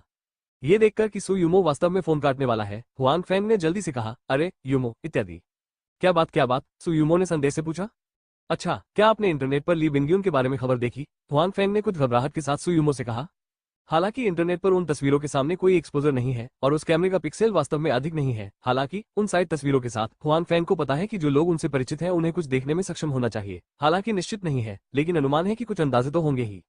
देखो क्या बात है, सुयुमो ने कहा और फिर उसने जवाब दिया, क्या तस्वीर में आप हैं? आपने कार कब खरीदी? जब आपने कहा कि आपके पास कुछ पैसे हैं तो मुझे विश्वास नहीं हुआ, लेकिन अब ऐसा लगता है कि आपके पास वास्तव में पैसा है। हुआंग फैंग अवाक रह गए। युमो, क्या तुम्हें मेरी कार की परवाह है? अब क्या शेष है, क्या आप मिस्ली और मेरे बारे में नहीं पूछते? हुआंग फैंग ने कहा। आप इस बारे में क्या पूछना चाहते हैं? मिस्ली कई बार यहाँ आ चुकी है, आप ही इसे लेने वाले हैं। आप पूरे रास्ते उनके साथ रहे हैं, आप दोनों को अधिक चिंतित होना चाहिए। वह जा रही है ना? आपके लिए उसे विदा करना सामान्य बात है, ली बिंगयू ने स्वाभाविक रूप से कहा। हाँ, ये सामान्य है, हुआंग फैंगना ने कहा कि सुयुमो के शब्दों ने हुआंग फैंग को आश्चर्यचकित कर दिया। सबसे पहले उसने सोचा कि सुयुमो उसके और ली बिंगयून के बीच के रिश्ते पर सवाल उठाना चाहता है। अप्रत्याशित रूप से उसे कोई संदेह नहीं हुआ, उसे खुद पर विश्वास था। वो क्या समझाने जा रहा था ये कहना असंभव था। जहाज का सबसे पिछला भाग। सु यूमो ने हुआंग फैंग की शर्मिंदगी महसूस की और अनियंत्रित रूप से मुस्कुराया। मुझे पता है कि आप किस बारे में चिंतित हैं, चिंता मत करो, मैं ज्यादा नहीं सोचूंगा, मुझे आप पर विश्वास है। हालांकि सुयुमो ने कहा कि हुआंग फैंग को अभी भी अपने स्वर में थोड़ी ईर्ष्या महसूस हुई और सुयुमो के प्रदर्शन ने वास्तव में हुआंग फैंग को निराश कर दिया। अगर सुयुमो को परवाह नहीं है तो इसका मतलब है कि वो खुद पर ज्यादा ध्यान नहीं देता है। अगर सुयुमो सीधे गुस्से में है तो हुआंग फैंग को लगेगा कि वो बहुत दूर चला गया है। सुयुमो अब हुआंग फैंग पर अपना भरोसा दिखाता है और हुआंग फैंग के प्रति अपनी देखभाल दिखाता है, जिससे हुआंग फैंग वास्तव में सहज हो जाता है। बेहतर नॉवल पढ़ने के लिए आप हमारे YouTube चैनल और ऑडियो एक्सप्लेन टेलीग्राम चैनल से जुड़ सकते हैं। 563 वेतन वृद्धि। यूमो, मैं कल मिस्री से मिलने गया था, लेकिन मुझे पापराजी द्वारा फोटो खींचे जाने की उम्मीद नहीं थी। हुआंग फैंग ने ईमानदारी से कहा कि उन्होंने इस मामले को सामने रखने की पहल की, यानी वो अपने और सु यूमो के बीच कोई गलतफहमी और संदेह नहीं रखना चाहते थे। सब कुछ फैल गया और कहा गया, लेकिन वो उन दोनों के लिए अच्छा था। मुझे पता है, मैंने कहा, मुझे आप पर विश्वास है। सु यूमो ने मुस्कुराते हुए कहा, अभी की तुलना में इस समय उसके स्वर में कोई ईर्ष्या नहीं है। दरअसल सुबह जब सु यूमो ने खबर देखी तो वो खुश नहीं थी। मूल रूप से हुआंग फैंग ने तियानजियाओ समूह छोड़ दिया। वो दुखी थी, अब उसका एक और खूबसूरत महिला से अफेयर चल रहा है। अगर वो उदासीन है तो यह अजीब है। हालांकि वो अन्य लड़कियों की तुलना में अधिक तर्कसंगत थी। उस समय उसने हुआंग फैंग से स्पष्टीकरण नहीं पूछा। वो इंतजार कर रही थी कि हुआंग फैंग उसे समझाने की पहल करे। जब तक हुआंग फैंग वास्तव में उसकी भावनाओं की परवाह करता था, वो इसे खुद को समझाता था। और हुआंग फैंग ने उसे निराश नहीं किया। जब वो फोन रखने ही वाली थी, हुआंग फैंग ने सक्रिय रूप से इस मामले का उल्लेख किया, इसलिए अपना असंतोष ठीक से व्यक्त करने के बाद वो हमेशा की तरह ठीक हो गई। धन्यवाद यूमो, हुआंग फैंग ने कहा कि सु यूमो के उस पर भरोसे ने उसे बहुत खुश किया। यदि आपके पास समय है तो बेहतर होगा कि आप सोचें कि आप शाम को क्या बनाने जा रहे हैं, सु यूमो ने कहा। चिंता मत करो, तुम कभी निराश नहीं होगे। हुआंग फैंग ने वादा किया कि थोड़े ही समय में उन्होंने 2 महिलाओं को खाना बनाने में मदद करने का वादा किया था। कभी कभी हुआंग फैंग इसके बारे में सोचते थे, वो इतना अच्छा नहीं लग रहा था। सु यूमो का फोन रखने के बाद हुआंग फैंग के पास अपने मामलों में व्यस्त रहने का समय है। मास्टर झाओ कल फैक्ट्री उत्पादन फिर से शुरू करेगी और मेरे फॉर्मूले पर वाइन का उत्पादन करेगी। क्या कोई समस्या है? हुआंग फैंग ने 50 साल के एक आदमी की ओर देखा और कहा। मास्टर झाओ कारखाने के पुराने कर्मचारी हैं। वो यहाँ तब आया था जब बॉस वू ने फैक्ट्री शुरू की थी। पूर्व बॉस वू के अनुसार मास्टर झाओ शराब बनाने में बहुत प्रतिभाशाली है। आमतौर पर जब तक वो सूंघता है उसे शराब की गुणवत्ता का पता चल जाता है। इसके अलावा शराब बनाने की प्रक्रिया में वो सभी प्रकार के विवरणों को समझने में दूसरों से बेहतर है। इसलिए भले ही बॉस वू चला गया हो, वो भी हुआंग फैंग की दृढ़ता से अनुशंसा करता है। उसके साथ बातचीत करने के बाद हुआंग फैंग को पता चला कि उसे व्यवसाय की गहरी समझ है और वो निश्चित रूप से एक प्रतिभा है। इसलिए हुआंग फैंग स्वाभाविक रूप से उस पर बहुत अधिक निर्भर है। कोई बात नहीं बॉस, मास्टर झाओ ने सम्मानपूर्वक कहा। हालांकि पूर्व बॉस वू मास्टर झाओ पर बहुत अधिक भरोसा करते थे। आखिरकार हुआंग फैंग उनके नए बॉस थे। वो हुआंग फैंग के स्वभाव और चरित्र को नहीं जानता था। स्वाभाविक रूप से उसने उसकी उपेक्षा करने का साहस नहीं किया। अब पूरा शराब उद्योग बहुत समृद्ध नहीं है। उन्हें नहीं पता कि हर साल कितनी वाइनरी बंद होती है। अगर वो इस उम्र में बेरोजगार है तो नौकरी पाना आसान नहीं है। इसके अलावा वो यहाँ कई वर्षों से शराब बनाने का काम कर रहा है और मैं कुछ और नहीं जानता, इसलिए मेरे पास विकल्प कम है। अच्छी बात है, हुआंग फैंग ने कहा। कल से आप पहले की तरह सभी कारखानों में सफेद स्पिरिट बनाने के लिए जिम्मेदार होंगे। जहां तक आपके वेतन की बात है, मैं आपको 30% की वृद्धि दूंगा। धन्यवाद बॉस, मैं जिम्मेदार रहूंगा। झाओ शिफू ने जल्दबाजी में कहा कि उन्हें उम्मीद नहीं थी कि हुआंग फैंग ने न केवल उन्हें नौकरी से निकाला, बल्कि उन्हें महत्वपूर्ण पद पर भी रखा और यहाँ तक कि उन्हें सीधे एक लंबा वेतन भी दिया। आपको पता होना चाहिए कि पूर्व बॉस वू मास्टर झाओ को बहुत महत्व देते थे, लेकिन आखिरकार कारखाने की दक्षता अच्छी नहीं है, इसलिए मास्टर झाओ का वेतन बहुत अधिक नहीं है और इसे ज्यादा समय नहीं हुआ है। लेकिन अब हुआंग फैंग ने उनका प्रदर्शन नहीं देखा है, इसलिए उन्होंने सीधे अपना वेतन बढ़ा दिया। वो अपने दिल में हुआंग फैंग के प्रति कैसे आभारी नहीं हो सकता। हुआंग फैंग मास्टर झाओ की अभिव्यक्ति से बहुत संतुष्ट थे। वो कुछ समय पहले एक साधारण कार्यकर्ता थे। स्वाभाविक रूप से वो जानता था कि बॉस की बयानबाजी चाहे कितनी भी सुंदर क्यों न हो, कर्मचारियों का वेतन बढ़ाना बेहतर होगा। इसके अलावा ये कदम सीधे तौर पर कर्मचारियों का दिल जीत सकता है। ये जानने के बाद कि मास्टर झाओ का परिवार बहुत अमीर नहीं था, हुआंग फैंग ने सीधे अपना वेतन बढ़ाने का फैसला किया और दूसरे पक्ष का प्रदर्शन उनकी अपेक्षा से परे नहीं था। अनुमान है कि अब उसके पास उसके लिए कड़ी मेहनत करने का दिल है। मैं बुरा बनना सीख रहा हूँ और मैं लोगों को खरीदना सीख रहा हूँ। हुआंग फैंग ने मास्टर झाओ को देखा, जो कृतज्ञता से भरे हुए थे, और मन में सोचा कि हालांकि उन्होंने कुछ पैसे खो दिए हैं, लेकिन वो मास्टर झाओ को उनके लिए कड़ी मेहनत करवा सकते हैं, जो स्पष्ट रूप से बहुत लागत प्रभावी था। उसके बाद हुआंग फैंग मास्टर झाओ के साथ कारखाने की इमारत के अंदर और बाहर सब कुछ बदल दिया। क्योंकि नई वाइन का औपचारिक उत्पादन कल से शुरू होगा, आज के कर्मचारी सफाई कर रहे हैं और कुछ संभावित सुरक्षा खतरों की जांच कर रहे हैं। हुआंग फैंग नहीं चाहता कि उसकी फैक्ट्री में कोई दुर्घटना हो। ये पैसे खोने की बात नहीं है, वो सिर्फ हताहतों की संख्या नहीं देखना चाहता। इसलिए चाहे ये शराब की भट्टी हो या पूर्व अपशिष्ट जल उपचार उपकरण कारखाना, सुरक्षा संरक्षण के मामले में उन्होंने बहुत अच्छा काम किया है। हालांकि औपचारिकताएं अभी तक कम नहीं हुई हैं, हुआंग फैंग इन दिनों को बर्बाद नहीं करना चाहते हैं। यह एक प्रकार की फ्रिस्बी है। हालांकि सचिव कीव की मदद से औपचारिकताओं में ज्यादा समय नहीं लगेगा, इसलिए हुआंग फैंग को इसकी ज्यादा परवाह नहीं है। इसके अलावा फैक्ट्री मूल रूप से पहले सफेद स्पिरिट का उत्पादन करती थी और कल भी इसका उत्पादन जारी रखेगी। बाहरी लोगों को यह नहीं पता होगा कि उत्पादित सफेद स्पिरिट नई है या पुरानी। फैक्ट्री मामलों की व्यवस्था करने के बाद हुआंग फेंग सीधे सु यूमो के निवास पर चले गए। इस बार उनकी याददाश्त बढ़ गई और उन्होंने बाई जियाओरो को पहले ही बुला लिया। हालांकि फोन पर उन्होंने ये कहने की हिम्मत नहीं की कि वो किसी और के घर जा रहे थे और किसी और के लिए खाना बना रहे थे, अन्यथा यह अनुमान लगाया गया था कि बाई जियाओरो को फिर से अपने बारे में बोलना होगा। मैं अपनी होने वाली गर्लफ्रेंड के लिए खाना बनाऊंगा, मुझे बाई जियाओरो के कहने से क्या डर है। फोन रखने के बाद हुआंग फेंग को लगा कि वो बाई जियाओरो के सामने बहुत सावधान था। यह उसके लिए उचित कारण है। मैं उससे झूठ क्यों बोलूं? मैं उसकी प्रेमिका के घर जाने और बॉस बाई जियाओरो के साथ रहने के अलावा और कुछ नहीं कर सकता। हालांकि चूंकि उसने पहले ही फोन रख दिया है, हुआंग फेंग का दोबारा कॉल करने का कोई इरादा नहीं है। वो बस गाड़ी चलाकर सु यूमो दंपत्ति के आवास तक जाता है। संयोग से समुदाय के द्वार पर हुआंग फेंग की अचानक सु यूमो और जी मेंगजियाओ से मुलाकात हो गई, जो वापस गाड़ी चला रहे थे। वे अभी भी काम की वर्दी पहने हुए थे, जाहिर तौर पर अभी काम से वापस आ रहे थे। हालांकि वापस जाते समय दोनों स्पष्ट रूप से सुपरमार्केट या सब्जी बाजार गए, क्योंकि उनकी कार की पिछली सीट पर कई नए खरीदे गए व्यंजन थे, जो स्पष्ट रूप से वे सामग्रियां हैं जो हुआंग फेंग ने आज रात अपने कौशल का प्रदर्शन किया। बेहतर नॉवल पढ़ने के लिए आप हमारे YouTube चैनल और ऑडियो एक्सप्लेन टेलीग्राम चैनल से जुड़ सकते हैं। 564। आप प्रयास क्यों नहीं करते? क्या यह आपकी कार है? ये तस्वीर से कहीं बेहतर है। आपने इसे कब खरीदा? आपको इतने सारे पैसे कहां से मिले? नीचे जी मेंगजियाओ हुआंग फेंग की कार के चारों ओर चला गया, ध्यान से देखा और उत्सुकता से हुआंग फेंग से कहा। जाहिर है जी मेंगजियाओ भी हुआंग फेंग और ली बिंगयुन के बीच के घोटाले को जानता है, यहाँ तक कि उसे सु यूमो से बेहतर जानने की जरूरत है। सु यूमो को ये पता था और जी मेंगजियाओ उसे बताने गई थी। उस समय तस्वीर को पहली नजर में देखते ही जी मेंगजियाओ ने पहचान लिया कि तस्वीर में दिख रहा आदमी हुआंग फेंग है। आखिरकार उसे हुआंग फेंग के प्रति गहरी नफरत थी, उसे याद करना स्वाभाविक है। हालांकि उस समय जी मेंगजियाओ को इस पर विश्वास नहीं हुआ। आखिरकार शायद अन्य लोग हुआंग फेंग के बारे में नहीं जानते थे, लेकिन वो जानती थी कि यह एक सुरक्षा गार्ड था जिसने उसकी कंपनी छोड़ दी थी। इतनी अच्छी कार खरीदने में कितना समय नहीं लगा। अगर वो इतना अमीर है तो वो किस तरह का सुरक्षा गार्ड होगा? जब सु यूमो ने यह भी पुष्टि की कि फोटो में दिख रहा व्यक्ति हुआंग फेंग है, तो जी मेंगजियाओ ने जोर देकर कहा कि हुआंग फेंग इतनी अच्छी कार चला सकता है, जो एक समृद्ध दूसरी पीढ़ी की होनी चाहिए। वो जानबूझकर उनकी कंपनी में सुरक्षा के लिए आवेदन करने आया था, ताकि यूमो के करीब पहुंच सके, जिससे वो वास्तव में सफल हो गया।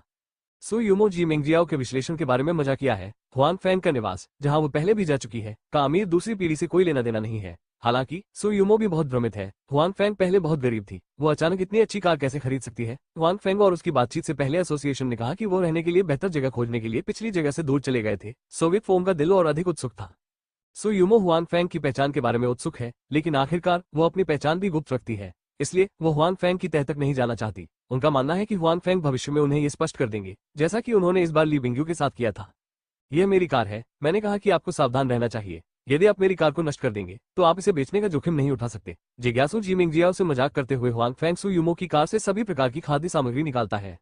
आपकी टूटी हुई कार में ऐसा क्या है? यहाँ तक कि सबसे अच्छी कार भी मेरी चाची ने देखी है। जी मेंगजियाओ ने तुरंत तिरस्कार किया और कहा। उसके बाद उसने हुआंग फेंग की कार को गंभीर रूप से लात मारी और फिर हुआंग फेंग की ओर अपमानजनक रूप से देखा कि वो खुद का इलाज कैसे कर सकता है। बेशक हुआंग फेंग ने जी मेंगजियाओ के बारे में कुछ नहीं कहा, वो तो बस मजाक कर रहा था। हालांकि जी मेंगजियाओ ने जो कहा उससे बेहतर कारों को देखकर हुआंग फेंग उन पर व्यंग्य कर रहा था। वे कारें प्रति घंटे 2000 तक चल सकती हैं, आसमान में उड़ सकते हैं। क्या आपके पास इस कार की खुफिया जानकारी हो सकती है? जाहिर है यह असंभव है। हालांकि हुआंग फेंग इन बातों को स्पष्ट रूप से नहीं कह सकता है, इसलिए वो केवल जी मेंगजियाओ को आत्मसंतुष्ट होते हुए देख सकता है। वे तीनों एक साथ ऊपर गए। हुआंग फेंग सु यूमो के निवास के लिए अजनबी नहीं था, वो पहले भी एक बार आया था और बाथरूम में सु यूमो से मिला था। ये सोचते हुए हुआंग फेंग ने बाथरूम की ओर देखा। सु यूमो ने हुआंग फेंग की हरकत को देखा और उसका चेहरा लाल हो गया। जाहिर है उसने अनुमान लगा लिया था कि हुआंग फेंग क्या सोच रहा था, इसलिए कुछ शर्मीली सु यूमो ने हुआंग फेंग को चुटकी काटी, जबकि जी मेंगजियाओ ने ध्यान नहीं दिया और फिर अपना ध्यान बदल दिया। हुआंग फेंग, क्या आप यहाँ हैं? ढीले ढाले पारिवारिक कपड़े पहने टैंग मिक्सू ने आकर हुआंग फेंग को नमस्ते कहा। भले ही उसने साधारण पारिवारिक कपड़े पहने हो, फिर भी वो तांग मिक्सू की आकर्षक सांस को नहीं छिपा सकी। भले ही उसने जानबूझकर कुछ नहीं दिखाया, फिर भी यह स्पष्ट था कि उसे स्वाभाविक अनुभूति हो रही थी। सच कहूं तो सु यूमो और जी मेंगजियाओ दिखने के मामले में तांग मिक्सू से भी बदतर नहीं है। हालांकि अपना आकर्षण दिखाने के मामले में तांग मुक्यू स्पष्ट रूप से बेहतर है। वो एक ही समय में इतने सारे पुरुषों के साथ इतनी अच्छी तरह से व्यवहार करने में सक्षम थी। वो स्वाभाविक रूप से जानती है कि पुरुषों को क्या पसंद है और वे क्या देखना पसंद करते हैं, इसलिए भले ही वो जानबूझकर नहीं दिखाती है, लेकिन फिर भी लोगों का ध्यान आकर्षित कर सकती है, खासकर विपरीत लिंग की आंखें। कम से कम हुआंग फेंग स्वीकार करता है कि हर बार जब वो तांग मिक्सू को देखेगा तो वो उससे थोड़ा आश्चर्यचकित हो जाएगा। भले ही यह पहली बार नहीं है कि उसने टैंग मिक्सू को देखा है, यह अभी भी वैसा ही है जो इसके आकर्षण को दर्शाता है। हाँ, आपका दिन शुभ हो। हुआंग फेंग ने अपने हाथ में सामग्री का इशारा किया। क्या तुम खाना बना सकती हो? यह एक अच्छा पारिवारिक व्यक्ति है, टैंग मिक्सू ने अपने होठों पर एक आकर्षक मुस्कान के साथ कहा। सु यूमो ने उसे पहले फोन किया और कहा कि जब वो आज येलो शिखर सम्मेलन में आई थी तो वह अपना कौशल दिखाने और उनके लिए खाना बनाने के लिए तैयार थी। तांग मुक्सू को इस पर विश्वास नहीं हुआ, लेकिन उसके पास आज करने के लिए कुछ भी नहीं था। इसके अलावा सु यूमो ने फोन किया और वह निश्चित रूप से वापस आएगी। ये बस इतना ही है। अब ऐसा लगता है कि हुआंग फेंग वास्तव में खाना बना सकता है, लेकिन वो नहीं जानता कि इसका स्वाद कैसा है। होगा, तुम्हें बाद में पता चलेगा, हुआन फैंग ने कहा। ऐसा लगता है कि कोई भी यह विश्वास करने को तैयार नहीं है कि वो खाना बना सकता है। यूमो को छोड़कर, जिन्होंने अपनी स्वयं की शिल्प कौशल का स्वाद चखा है, अन्य लोग संशय में प्रतीत होते हैं। हुआन फैंग रसोई में जाता है और आज खुद को साबित करने के लिए तैयार है। सु यूमो और जी मिंगजियाओ अपने कपड़े बदलने के लिए अपने कमरे में वापस जाते हैं। टैंग मुक्यू देखता है कि वे ठीक है। फिर वो हुआन फैंग के पीछे रसोई में जाता है और देखना चाहता है कि क्या वो वास्तव में कुशल है या घमंडी है। यदि आप नहीं कर सकते तो कृपया मुझे पहले बताएं, हम टेकआउट का ऑर्डर भी दे सकते हैं। टैंग मिक्स्यू ने व्यस्त हुआन फैंग को देखा और कहा। हालांकि तीनों लड़कियां बहुत सुंदर हैं, लेकिन उनका खाना पकाने का कौशल बहुत अच्छा नहीं है। हालांकि वे जो चीजें बनाते हैं उन्हें खा सकते हैं, लेकिन वे स्पष्ट रूप से स्वादिष्ट शब्द से मेल नहीं खाते हैं। आज जब हुआन फैंग आता है तो ये स्पष्ट है कि कई लड़कियां हुआन फैंग के सामने हार मानने को तैयार नहीं है। इसलिए अगर हुआन फैंग वास्तव में खाना नहीं बना सकते तो वे अलग से खाना बनाने के लिए कहेंगे, मैं खुद खाना नहीं बनाऊंगी। एक आदमी कैसे ना कह सकता है, आप निश्चिंत हो सकते हैं। हुआन फैंग ने कुछ समय तक सुयुमो के सबसे अच्छे दोस्त के रूप में तांग मिक्सू की पहचान के बारे में नहीं सोचा था। उसने लापरवाही से कहा। उसके खत्म होने के बाद ही पता चला कि वो सही नहीं था। तांग मिक्सू आखिरकार सुयुमो का सबसे अच्छा दोस्त और सबसे अच्छा दोस्त था। जब उसने उससे इस तरह बात की तो उसका मतलब उसके साथ फ्लर्ट करना था। ओह, तुम अभी भी एक आदमी हो। मुझे लगता है कि तुम अधिक से अधिक एक लड़के हो। टैंग को नहीं लगता कि यह गलत है। जिन पुरुषों से उसने पहले संपर्क किया था वे हुआन फैंग से कहीं अधिक बात करते थे। वो लंबे समय से प्रतिरक्षित थी। कौन कहता है कि मैं पुरुष नहीं हूँ? आप कोशिश क्यों नहीं करते? हुआन फैंग तांग मिक्स्यू की बातें सुनकर खुश नहीं है। कौन सुनना चाहता है कि वो आदमी नहीं है? खासतौर पर जिसने ये कहा वो एक खूबसूरत महिला थी। ऐसा अनुमान है कि वो पुरुष बने रहना बर्दाश्त नहीं कर सकता। हुआन फैंग तांग मिक्स्यू की पहचान भूल गए और सीधे उत्तेजक तरीके से कहा। 5 बेहतर नॉवल पढ़ने के लिए आप हमारे यूट्यूब चैनल और ऑडियो एक्सप्लेन टेलीग्राम चैनल से जुड़ सकते हैं। 565 जीव। हुआन फैंग की बातों के बाद दोनों चुप है। टैंग मुक्यू कोई भोली भाली और अज्ञानी लड़की नहीं है। स्वाभाविक रूप से वो समझती है कि हुआन फैंग के शब्दों में कोशिश का क्या मतलब है। बस इसी बात से उनका चेहरा तुरंत लाल हो जाता है। हुआन फैंग को पछतावा है कि उन्होंने बोलना समाप्त कर दिया। वो न केवल सुयुमो का सबसे अच्छा दोस्त है, बल्कि ईंधन कुशल लैंप भी नहीं है। उसने उसे क्यों उकसाया? लेकिन ऐसा लगता है कि उसने उकसाया था। ठीक है, हुआन फैंग, तुम मेरे साथ फ्लर्ट करने के लिए काफी बहादुर हो। क्या तुम्हें डर नहीं है कि मैं बहन यूमो को बता दूंगी? ये टैंग मिक्सू है जो सबसे पहले ठीक हो जाता है। वो हुआन फैंग को लाल रंग में धमकी देती है। हालांकि उनका बोलने का मनमोहक अंदाज न सिर्फ लोगों को डराता है, बल्कि उन्हें एक अलग स्वाद भी देता है। ये वास्तव में एक विशेष बात है। जब आप क्रोधित होते हैं तब भी ये बहुत आकर्षक होता है। हुआन फैंग ने मन ही मन बुदबुदाया। हालांकि हुआन फैंग ने इस समय तांग मिक्स्यू के साथ फ्लर्ट करने की हिम्मत नहीं की, इसलिए उन्होंने अनिच्छा से कहा, यूमो को बताओ, मैं डरता नहीं हूँ। आपने पहले कहा था कि मैं एक आदमी नहीं हूँ। आप गलत नहीं है, मैं गलत नहीं हूँ, तांग मिक्सू ने कहा। और फिर अपने चेहरे पर एक बुरी मुस्कान के साथ उसने कहा, क्या आपके और बहन यूमो के पास पहले से ही वो है? जब हुआन फैंग ने तांग मिक्स्यू की अभिव्यक्ति देखी तो उसे पता चला कि वो किस बारे में बात कर रही थी। उसने तुरंत अपना सिर हिलाया और कहा, नहीं, बकवास मत करो। हुआन फैंग को वास्तव में डर है कि तांग जुएमी इसे साबित करने के लिए सुयुमो के पास जाएगी। उस स्थिति में सुयुमो को न केवल शर्मिंदगी महसूस होगी, बल्कि वो गलती से ये भी सोचेगी कि यह उसकी अपनी बकवास है। नहीं नहीं, तुम किस बात को लेकर इतने चिंतित हो? टैंग मुक्यू ने मुस्कुराते हुए कहा। मुझे तुम्हारी परवाह नहीं है। हुआन फैंग ने फैसला किया कि उसे तांग मिक्स्यू के साथ इस विषय को जारी नहीं रखना चाहिए, अन्यथा उसे निश्चित रूप से नुकसान उठाना पड़ेगा। इसलिए हुआन फैंग ने रसोई में काम करना शुरू कर दिया। हालांकि जल्द ही वो मुसीबत में पड़ गया। चूंकि रसोई में आने का यह उसका पहला अवसर था, इसलिए वो इससे अधिक परिचित नहीं था। वो नहीं जानता था कि महिलाएं रसोई का कुछ सामान कहाँ रखती हैं। चाकू के बारे में क्या? आपने चाकू कहाँ रखा? हुआन फैंग ने पूछा। चाकू के बिना वो शुरू नहीं कर पाएगा। क्या वो इन सभी सब्जियों को तोड़ने के लिए अपनी आंतरिक शक्ति का उपयोग कर सकता है? जाहिर है, अगर वो ऐसा कर भी सकता है तो भी वो तांग मिक्स्यू के सामने ऐसा करने की हिम्मत नहीं करेगा। चाकू, मुझे इसके नीचे वाला याद है। तांग मिक्स्यू भी यह कहने आया था कि वो हुआन फैंग के बगल में बैठ गया और उसे यह मिला। वहां जगह ज्यादा बड़ी नहीं थी और दोनों लोगों के शव लगभग एक साथ थे। अब गर्मी है, टैंग मुक्यू को घर पर इतनी कसकर नहीं पहना जा सकता। वो घर पर तो क्या, बाहर भी ज्यादा कपड़े नहीं पहन सकती। तो हुआन फैंग संपर्क के माध्यम से तांग मिक्स्यू को स्पष्ट रूप से महसूस कर सकता है, यह नर्म और चिकना है। और वे एक दूसरे के बहुत करीब थे, इसलिए टैंग मिक्स्यू की हल्की खुशबू ने हुआन फैंग की नसों को उत्तेजित कर दिया। ये समृद्ध नहीं था, लेकिन ये बहुत आकर्षक था। हुआन फैंग को लगा कि उसका दिमाग थोड़ा चकरा रहा है। मुझे याद है इसे यहीं रखा गया था। ये कैसे नहीं मिला? ऐसा प्रतीत होता है कि टैंग को यह पता नहीं चल पाया है कि दोनों व्यक्तियों की वर्तमान स्थिति में क्या गड़बड़ है, और उसे हुआन फैंग की असामान्यता का एहसास नहीं है। वो अभी भी रसोई के चाकू की तलाश में है जो यहाँ होना चाहिए। हुआन फैंग, 1 मिनट रुको, मैं इसे कहीं और ढूंढ लूंगा। टैंग ने खड़े होने के लिए मुड़ते हुए कहा। हो सकता है कि बैठने का समय थोड़ा अधिक हो। जब टैंग मुक्यू खड़ा होता है तो उसे लगता है कि उसके पैर सुन्न हो गए हैं और पूरा व्यक्ति अचानक अपना संतुलन खो देता है। उसका आधा खड़ा शरीर पास के हुआन फैंग में गिर जाता है। इस समय हुआन फैंग अभी भी समाधि में था। टैंग मुक्यू को अपनी ओर मुड़ते देख उसने अवचेतन रूप से अपने हाथ आगे बढ़ा दिए और अपनी बाहें उसके चारों ओर डाल दी। हालांकि वो बिल्कुल भी तैयार नहीं था, इसलिए टैंग मिक्स्यू ने उसे नीचे गिरा दिया। एक स्पर्श ध्वनि के साथ हुआन फैंग का शरीर सबसे पहले जमीन पर गिरा और इस समय तांग मुक्सू उसकी बाहों में थी। वो अवचेतन रूप से पुकारना चाहती थी, लेकिन ध्वनि निकलने के तुरंत बाद उसे लगा कि उसका मुंह किसी चीज से अवरुद्ध हो गया है। हुआन फैंग और तांग मिक्सू दोनों ने अपनी आंखें खोली और एक दूसरे को देखा। कोई अन्य आंदोलन नहीं था। सारी दुनिया शांत लग रही थी। उन्होंने बस वही स्थिति बरकरार रखी, एक बहुत ही अस्पष्ट स्थिति। इस समय हुआन फेंग जमीन पर लेटा हुआ है, तान मुक्सु उसकी बाहों में लेटा हुआ है। हुआन फेंग ने उसकी कमर पकड़ रखी है और दो लोगों के होंठ सहयोग से मिलते हैं। ये तस्वीर, जो केवल टीवी नाटक में दिखाई देती है, वास्तव में दो लोगों के साथ घटित होती है। जिन दो लोगों के पास कोई मनोवैज्ञानिक तैयारी नहीं है, वे स्तब्ध रह जाते हैं, प्रतिक्रिया भूल जाते हैं और अलग होना भूल जाते हैं। मुझे नहीं पता कि हुआन फेंग को अपने होठों को गीला महसूस करने में कितना समय लगा। उसने अवचेतन रूप से अपनी जीभ बाहर निकाली और उसे चाट लिया। तुरंत उसकी बाहों में तान मुक्यू उत्साह से कांपने लगा और उसके चेहरे पर लाल रंग अधिक स्पष्ट था। दो लोगों के होंठ एक दूसरे के करीब हैं। जब हुआन फेंग अपने होठों को चाटता है तो वो सीधे तान मुक्सुए के होठों को चाटता है, जिससे तान मुक्सुए धुन कांप जाती है, जबकि उसे इस क्षेत्र में कोई अनुभव नहीं है। उसे लगता है कि उसकी आंखों में धुंध अधिक है और उसका शरीर अधिक संवेदनशील लगता है। हुआन फेंग ने तान मिक्स्यू का परिवर्तन भी पाया। उसने बस अपनी जीभ जोड़ दी। ये केवल अवचेतन था। वो वास्तव में तान मिक्सू को चाटना नहीं चाहता था, लेकिन तान मिक्सू ने हुआन फेंग को तुरंत नहीं रोका, जिससे हुआन फेंग का दिल थोड़ा गर्म हो गया। अभी अभी तान मिक्सू के होठों को छूने के एहसास ने उसे और अधिक सोचने पर मजबूर कर दिया। हुआन फेंग स्वयं एक परिपक्व व्यक्ति है। हाल ही में वो इससे उत्साहित हुए हैं। इससे पहले वो छोटे सितारे और प्रशंसकों को बिस्तर पर लड़ते हुए देख रहा था और गलती से उसने बाय जियाओरो का आकर्षक फल देखा। यहाँ तक कि उसने सामने वाले के पूरे शरीर को भी छू लिया। अगर हुआन फेंग को पता नहीं होता तो वो एक हिजड़ा होता, कोई सामान्य आदमी नहीं। हालांकि भले ही हुआन फेंग के पास इस संबंध में कोई विचार और आवश्यकता हो, वो केवल इसे सहन कर सकते हैं। आखिरकार वो और बाय जियाओरो प्रेमी नहीं है और सुयुमो के साथ संबंध अच्छे हैं। हालांकि वे स्पष्ट रूप से उस बिंदु तक नहीं पहुंचे हैं और हुआन फेंग अपनी शारीरिक जरूरतों के कारण एक युवा महिला को खोजने जा सकते हैं। इसलिए उनके शरीर में तारांकन को केवल छिपाया जा सकता है, सिर्फ इसलिए कि यह हमेशा छिपा रहता है, लेकिन यह अधिक होता जा रहा है और अधिक एक साथ। इसे एक आउटलेट की तत्काल आवश्यकता है।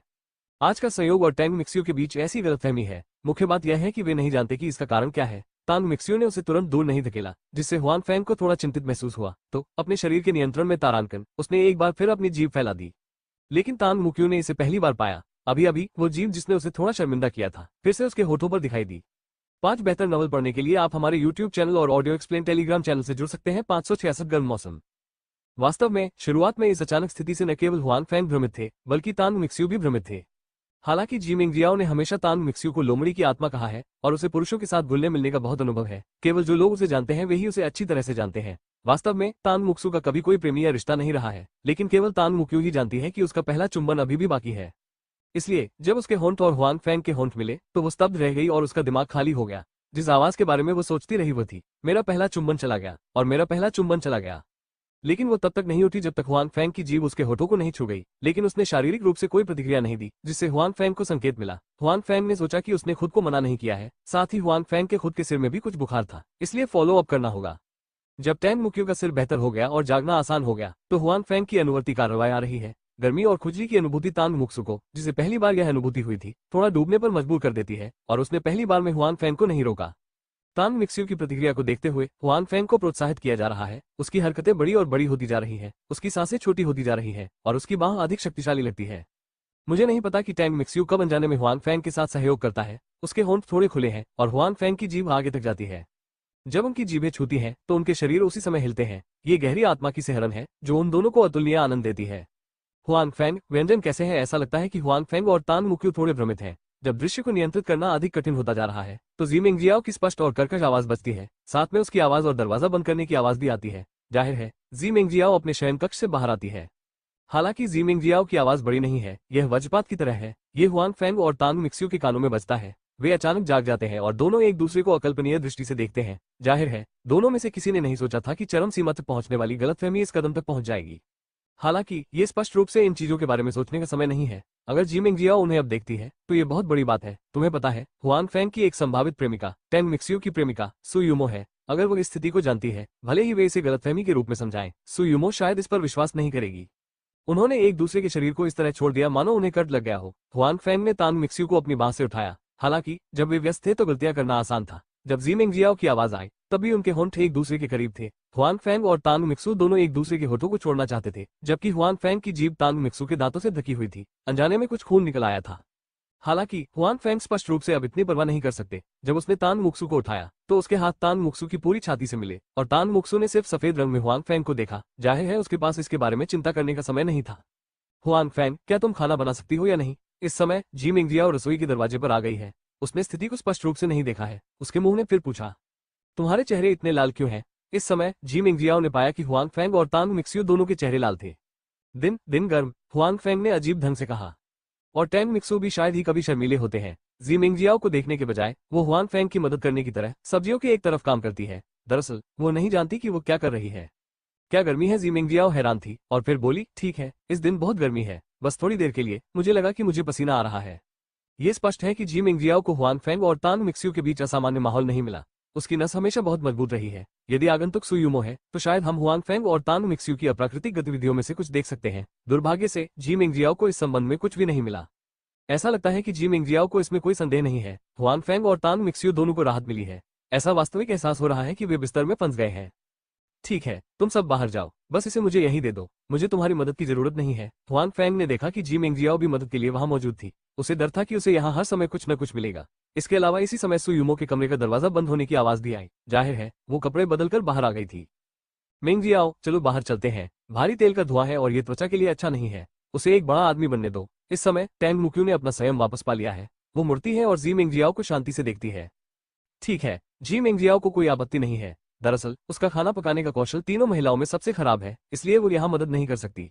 जी मिंगजियाओ पहले आगे बढ़ती है, जबकि टैंग मिक्स्यू हुआन फैंग के पक्ष में आने पर चुपचाप हुआन फैंग को चुटकी काटती है। इस बार उसके पास बिल्कुल भी ताकत नहीं है। हुआन फैंग को महसूस हो रहा है कि उसकी बांह पर चोट लगी होगी। हालांकि यह बहुत दर्दनाक है। हुआन फैंग स्पष्ट रूप से चिल्ला नहीं सकती है, लेकिन तांग मिक्सू की आंखों में थोड़ी शर्म, थोड़ी झुंझलाहट और थोड़ी उलझन है। एक शब्द में कहें तो आंखें बहुत जटिल होती है। हुआन फैंग को चुटकी काटने के बाद टैंग मिक्स्यू जी मिंगजियाओ के साथ बाहर चला जाता है और हुआन फैंग को अपने मामलों के बारे में सोचने के लिए रसोई में अकेला छोड़ देता है। काफी देर बाद वो खाना बनाना शुरू करता है और सुयुमो, जो देखने के लिए अंदर आने वाली थी, को भी जी मिंगजियाओ और तांग मिक्सू ने खींच लिया। वे लिविंग रूम में एक साथ टीवी देख रहे थे और बातें कर रहे थे। हालांकि सुयुमो को लगता है कि हालांकि तांग मुक्सू हमेशा की तरह ही व्यवहार करती है, वो ये जानने के लिए सावधान रहती है कि तांग मुक्सू हमेशा विचलित लगती है, लेकिन जब वो खुद को देखती है तो उसकी आंखें अजीब होती हैं। सुयुमो के मन में कुछ संदेह है। हालांकि उसने यह नहीं देखा कि रसोई में पहले क्या हुआ था। उसने सोचा कि हाल के काम के कारण टैंग मुक्यू ने अपना दिमाग खो दिया है। इस कारण से सुयुमो ने भी तांग मुक्सू को सांत्वना दी, जिससे तांग मुक्सू का मूड और अधिक जटिल हो गया। हालांकि ये स्पष्ट है कि उनकी मनोदशा को फिलहाल दूसरों के साथ साझा नहीं किया जा सकता है। बेहतर नॉवल पढ़ने के लिए आप हमारे YouTube चैनल और ऑडियो एक्सप्लेन टेलीग्राम चैनल से जुड़ सकते हैं। 567 कैसे हल करें। रात का खाना अच्छा है, यहाँ आओ। लंबे समय से हुआन फैंग ने आखिरकार खाना पका लिया है। जियांशु की मदद से हुआन फैंग को जल्दी से खाना पकाने में सक्षम होना चाहिए। हालांकि आज वो स्पष्ट रूप से खराब स्थिति में है। इसके अलावा वो शाम को बहुत सारे व्यंजन बनाता है और सामान्य से अधिक समय बिताता है, इसलिए स्वाभाविक रूप से अधिक समय लगता है। हुआन फैंग, तुमने यह अच्छा किया है। यदि तुम यह अच्छा नहीं कर सकते तो हमारे पास यहाँ 3 और खूबसूरत मम्मियाँ होंगी। जी मिंगजियाओ हुआन फैंग के अनुरूप पहला है। हुआन फैंग का अभिवादन सुनने के बाद वो तुरंत खाने की मेज पर गई और लगातार शिकायत की। जाहिर है वो सचमुच भूखी थी।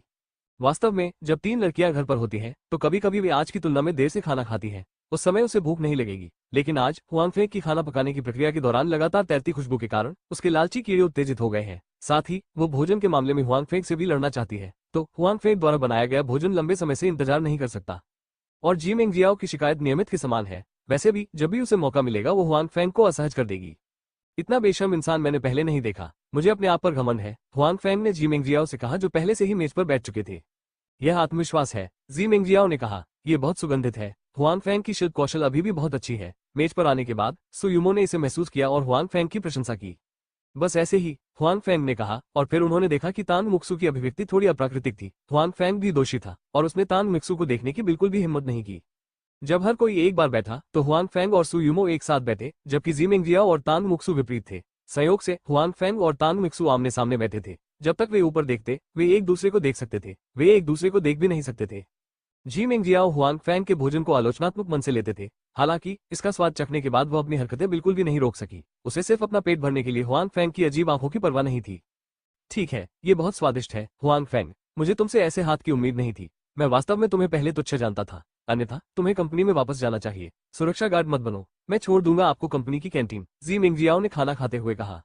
धीरे धीरे खाओ, इतने सारे व्यंजन हैं कि कोई भी तुम्हारा मुकाबला नहीं करेगा। हालांकि सुयुमो ने बहुत कुछ खाया है। आखिरकार उसने पहले हुआन फैंग द्वारा बनाया गया भोजन खाया था, इसलिए वो हुआन फैंग की शिल्प कौशल के लिए मानसिक रूप से तैयार थी। इसलिए उसने जी मिंगजियाओ जितना नहीं खाया। यदि आप अकेले इतना अधिक खाते हैं तो आपको वजन बढ़ने का डर नहीं है, हुआन फैंग ने जी मिंगजियाओ से कहा। आप निश्चिंत हो सकते हैं कि मैं उस तरह का शरीर हूं जिससे दूसरे लोग ईर्ष्या करते हैं। मैं वसा नहीं खा सकता। यह मत कहिए कि आपने बहुत सारा भोजन किया है। भले ही मैं इसे दोगुना भी कर दूं, खाने के बाद मेरे पास करने के लिए कुछ नहीं है। जी मिंगजियाओ ने आत्मसंतुष्टता से कहा, हालांकि इस समय उसका मुंह अभी भी भोजन से भरा हुआ है और उसकी छवि स्पष्ट रूप से अच्छी नहीं है। हालांकि घटनास्थल पर कई लोगों के सामने उसने छवि पर ध्यान नहीं दिया। यहाँ तक कि टैंग मक्स्यू, जिसे बहुत सारी चिंताएं हैं, ने भी बहुत कुछ खाया है। वहीं उनकी नजर में कुछ खास बातें भी हैं। बैरल, हुआन फैंग धीमी आवाज में बुदबुदाया। बाद में हुआन फैंग ने आत्मसंतुष्ट जी मिंगजियाओ पर ध्यान नहीं दिया। उसने इसे खुद ही खाया। इस बाल्टी के साथ यदि वह थोड़ा धीमा होता तो उसके पास खाने के लिए कुछ नहीं होता। शायद उसके पास कोई सूप नहीं बचा था। वैसे म्यूजू, मैं आपको कुछ बताना भूल गया। हुआन फैंग ने हमारी कंपनी से इस्तीफा दे दिया है। हालांकि वह अपने एक सहपाठी के साथ व्यवसाय शुरू करने गया था, इसलिए वह आपकी कंपनी में नहीं जा सकता। क्षमा करें। सु यूमो को अचानक हुआन फैंग के इस्तीफे के बारे में याद आया। ऐसा लगता है कि टैंग मुक्स्यू को अभी तक पता नहीं है। वह अभी उनके जवाब का इंतजार कर रही है। अरे हाँ, मूल रूप से तांग मुक्सू, जिसे हुआन फैंग के उसके साथ अपना व्यवसाय शुरू करने के लिए नहीं आने की परवाह नहीं थी, उसे जी मिंगजियाओ की बातें सुनने के बाद बहुत अफसोस और नुकसान महसूस हुआ। हाँ, मैंने आपकी दयालुता को विफल कर दिया है। सु यूमो ने माफी मांगते हुए ये भी कहा कि तांग मुक्सू मूल रूप से उसके और हुआन फैंग के भविष्य के बारे में सोच रहे थे, इसलिए वह इस राय को सामने रखेंगे। लेकिन उन्हें उम्मीद नहीं थी कि हुआन फैंग में कुछ बदलाव होंगे, लेकिन उन्होंने तांग मक्सू की दयालुता को वास्तव में विफल कर दिया। हुआन फैंग तांग मक्स्यू को देखने से डरता है। उसे हमेशा लगता है कि रसोई की घटना के बाद टैंग मुक्स्यू उसे अजीब तरह से देखती है, जिससे वह असहज हो जाता है। बेशक हुआन फैंग का इरादा जिम्मेदारी से भागने का नहीं था। वह जानता था कि रसोई का मुख्य कारण उसका अपना ही था। अगर वह थोड़ी देर के लिए भ्रमित न होता तो दोनों के बीच ऐसा नहीं होता। हालांकि तांग मुक्सू ने इस प्रक्रिया में स्पष्ट रूप से मना नहीं किया, इससे उन्हें एक संकेत मिला और यहाँ तक कि उनके साथ सहयोग भी किया, लेकिन हुआन फैंग ने जिम्मेदारी को दूसरी तरफ स्थानांतरित करने के लिए इस पर भरोसा नहीं किया। हालांकि हुआन फैंग को कुछ समय तक पता नहीं था कि समस्या को कैसे हल किया जाए और सुधार किया जाए। ये तो निश्चित है, लेकिन यदि वे क्षमा न करे तो क्या होगा। इससे पहले जब हुआन फैंग रसोई से बाहर आया तो उसे चिंता थी कि टैंग मुक्सू सु यूमो को इसके बारे में बताएगा। अब ऐसा लगता है कि दूसरे पक्ष ने ऐसा नहीं किया। हालांकि इसका मतलब यह नहीं है कि टैंग मुक्यू खुद को माफ कर देगा। हुआन फैंग को यह भी नहीं पता कि दूसरी पार्टी इससे कैसे निपटेगी। ये पहले सु यूमो और बाई जियाओ के बीच हुई गलतफहमी से कहीं अधिक है। आखिरकार वो समय मुख्य रूप से इसलिए है क्योंकि उसकी आंखों ने उसका फायदा उठाया है। कोई वास्तविक कार्रवाई नहीं है, इसलिए हुआन फैंग के पास कुछ समय के लिए इससे निपटने का कोई अच्छा तरीका नहीं है। जब हुआन फैंग इस बारे में सोच रहा है कि इस मामले से कैसे निपटा जाए, तांग मुक्सू भी सोच रहा है कि हुआन फैंग के साथ रिश्ते से कैसे निपटा जाए, क्योंकि हुआन फैंग का सु यूमो के साथ रिश्ता, साथ ही जियांगजू में विकास के लिए उसकी अपनी तैयारी, और सु यूमो भी अच्छे दोस्त हैं, इसलिए उसके लिए हुआन फैंग से मिलने के अभी भी कई अवसर हैं। यदि वो सचमुच अच्छे चरित्र वाली महिला है तो आज रसोई में जो हुआ वो कोई मुद्दा ही नहीं है, इसे एक पल में बुलाया जा सकता है। लेकिन वास्तव में वह नहीं है। हालांकि वह राजधानी में कई पुरुषों से घिरी हुई थी, फिर भी वह अपनी सुरक्षा करने में बहुत अच्छी थी और उन लोगों द्वारा अपना फायदा नहीं उठाने देती थी। उसका कभी भी किसी के साथ वास्तविक निकट संपर्क नहीं रहा, यहाँ तक कि पहला चुंबन भी आज हुआन फैंग ने छीन लिया। इसलिए टैंग मुक्सू के लिए इस मामले पर ध्यान न देना असंभव है। सु यूमो और हुआन फैंग के बीच संबंधों के कारण उसे अभी भी अक्सर मिलना पड़ता है, इसलिए इस मामले को हल किया जाना चाहिए। बेहतर नवल पढ़ने के लिए आप हमारे YouTube चैनल और ऑडियो एक्सप्लेन टेलीग्राम चैनल से जुड़ सकते हैं। 568 चैट। हालांकि यह ज्ञात है कि इस मामले को हल किया जाना चाहिए। ये स्पष्ट है कि तांग मुक्सू को पता नहीं है कि इसे कैसे हल किया जाए। टैंग मक्सू रसोई में अपने असामान्य प्रदर्शन को भी प्रतिबिंबित कर रहा है। टैंग मुक्सू कोई अनुचित व्यक्ति नहीं है। वह जानती है कि जिस कारण से चीजें उस बिंदु तक विकसित हुई हैं, वह शुरुआत में हुआन फैंग को रोकने से स्पष्ट रूप से इनकार नहीं करने से संबंधित है। यदि वह शुरुआत में हुआन फैंग को रोकती है तो वह जारी नहीं रखेगी। उस समय मैं सचमुच भ्रमित था। मुझे उम्मीद नहीं थी कि ऐसा संयोग बनेगा। इसके अलावा पहला चुंबन, जिसे मैंने हमेशा बहुत महत्व दिया और संरक्षित किया, वह चला गया था। इसलिए अगर मैंने कुछ देर तक कोई प्रतिक्रिया नहीं दी तो मैंने हुआन फैंग को गलत संकेत दिया। हालांकि टैंग मक्सू भी हुआन फैंग के लिए थोड़ा अजीब है। वह पहले ही बहन यूमो का पीछा कर चुका है। यदि वह किसी अन्य स्त्री के बहकावे में आ जाए तो भी उसे अपने रवैये में दृढ़ रहना चाहिए। उसे बहन यूमो के लिए खेद है। हालांकि टैंग मक्सू भी उसके आकर्षण को समझती है। जब वह राजधानी में थी तो उसके आसपास इतने सारे लोग थे। ये सोचकर कि हुआन फैंग भी उसके आकर्षण से आकर्षित हो सकता है, तांग मक्सू गुप्त रूप से खुश थी। डॉन मिक्स्यू, तुम ऐसा कैसे कर सकते हो? उसने तुम्हारा पहला चुंबन इस तरह चुरा लिया। तुम अब भी खुश होने के मूड में हो। टैंग मुक्यू गुप्त रूप से अपने दिल में खुद का तिरस्कार करती है। वो भूलना नहीं चाहता, उसके बिना मेरी कंपनी भी विकसित हो सकती है, तांग मिक्सू ने दूसरों से कहा, जो उसके चेहरे पर खुशी और गुस्सा नहीं देख सकते थे। सु यूमो को लगता है कि तांग मिक्स्यू गुस्से में है। आखिरकार तांग मिक्स्यू भी दयालु है। परिणाम स्वरूप हुआन फैंग सीधे अपनी कंपनी को देख नहीं सकता है और अपने सहपाठियों के साथ व्यवसाय शुरू नहीं कर सकता है। ये स्पष्ट रूप से तांग मुक्सू को परेशान करेगा। हालांकि हुआन फैंग का मतलब यह नहीं है कि वो तांग मुक्सू को नहीं देख सकता है। मुजू, हुआन फैंग और उसका सहपाठी विश्वविद्यालय में अच्छे दोस्त हैं, इसलिए उसके लिए दूसरी पार्टी के निमंत्रण को अस्वीकार करना कठिन है। इसके अलावा मेरे द्वारा हुआन फैंग को इसके बारे में बताने से पहले ही उस व्यक्ति ने हुआन फैंग को आमंत्रित कर लिया था। सु यूमो स्पष्ट रूप से नहीं चाहती कि तांग मुक्सू हुआन फैंग के बारे में कोई बुरा विचार रखे, इसलिए वो हुआन फैंग को समझाने में मदद करने की कोशिश कर रही है। ठीक है, मैं देखता हूँ। तांग मुक्सू ने कहा कि बहन यूमो को हुआन फैंग का इतना बचाव करते देखकर तांग मुक्सू के दिल में ईर्ष्या पैदा हो गई। क्या हुआन फैंग आपकी जीभ को लेकर असहज है? इस समय खाने में व्यस्त जी मेंगजियाओ को लगता है कि हुआन फैंग को खाने के दौरान अपनी जीभ में परेशानी हो रही है। ठीक है, मैंने इसे पहले गलती से काट लिया था। हुआन फैंग ने कहा कि उन्हें उम्मीद नहीं थी कि जी मेंगजियाओ का भोजन पर इतना मजबूत अवलोकन होगा, जिसे खोजा गया था। उसने थोड़ा दोषी मन से आंख और जीभ के झाग को देखा और पाया कि दूसरी तरफ कुछ भी असामान्य नहीं था, लेकिन उसने खुद की परवाह की और बाद में खुद को सावधान रहने दिया। इससे हुआंग फैंग को राहत मिली। टैंग मुक्सू, जो ये भी जानता था कि हुआंग फैंग की जीभ के साथ क्या हुआ, उसके चेहरे पर थोड़ी लालिमा आ गई। हुआंग फैंग की जीभ काट ली गई थी। हालांकि ये हुआंग फैंग का अपना दंश नहीं था, बल्कि तांग मिक्स्यू का दंश था। हालांकि ये स्पष्ट है कि किसी ने टैंग मिक्स्यू के अंतर पर ध्यान नहीं दिया है। रात्रि भोज कई लोगों के अलग अलग विचारों के साथ समाप्त हुआ। सबसे अधिक संतुष्ट जी मेंगजियाओ थी। उसे पहले हुआंग फैंग पर कोई भरोसा नहीं था, लेकिन उसने सबसे ज्यादा खाया। खाने के बाद पूरा व्यक्ति हिलने डुलने में बहुत आलसी लग रहा था। वो सोफे के पास गई, अपनी आंखें मीचते हुए गुनगुनाती रही, जो काफी प्यारा था। सु यूमो भी बहुत खाता है, उन्हें कभी भी अपने शरीर की चिंता नहीं रही। ऐसा लगता है कि उसका वजन कभी नहीं बढ़ा है। आज हुआंग फैंग की पहली आधिकारिक यात्रा है। वो अच्छे मूड में है और खूब खाती है। हुआंग फैंग और टैंग मिक्स्यू ने ज्यादा नहीं खाया। हालांकि तांग मिक्स्यू हुआंग फैंग की शिल्प कौशल से आश्चर्यचकित था और उसने कुछ खाया, लेकिन उसने ज्यादा नहीं खाया क्योंकि वो चीजों के बारे में सोच रहा था। सु यूमो ने सोचा कि वो काम को लेकर चिंतित थी, इसलिए उसे कोई भूख नहीं थी। हुआंग फैंग ने उनमें से सबसे कम खाया क्योंकि वो सबसे अधिक जिम्मेदार मूड में था। उसने सोचा कि टैंग मिक्सू के साथ मामलों से कैसे निपटा जाए, और उसे इस बात की चिंता थी कि उसे और टैंग मिक्सू को सु यूमो द्वारा जाना जाता था। यह अजीब है कि उसका खाने का मूड हो सकता है।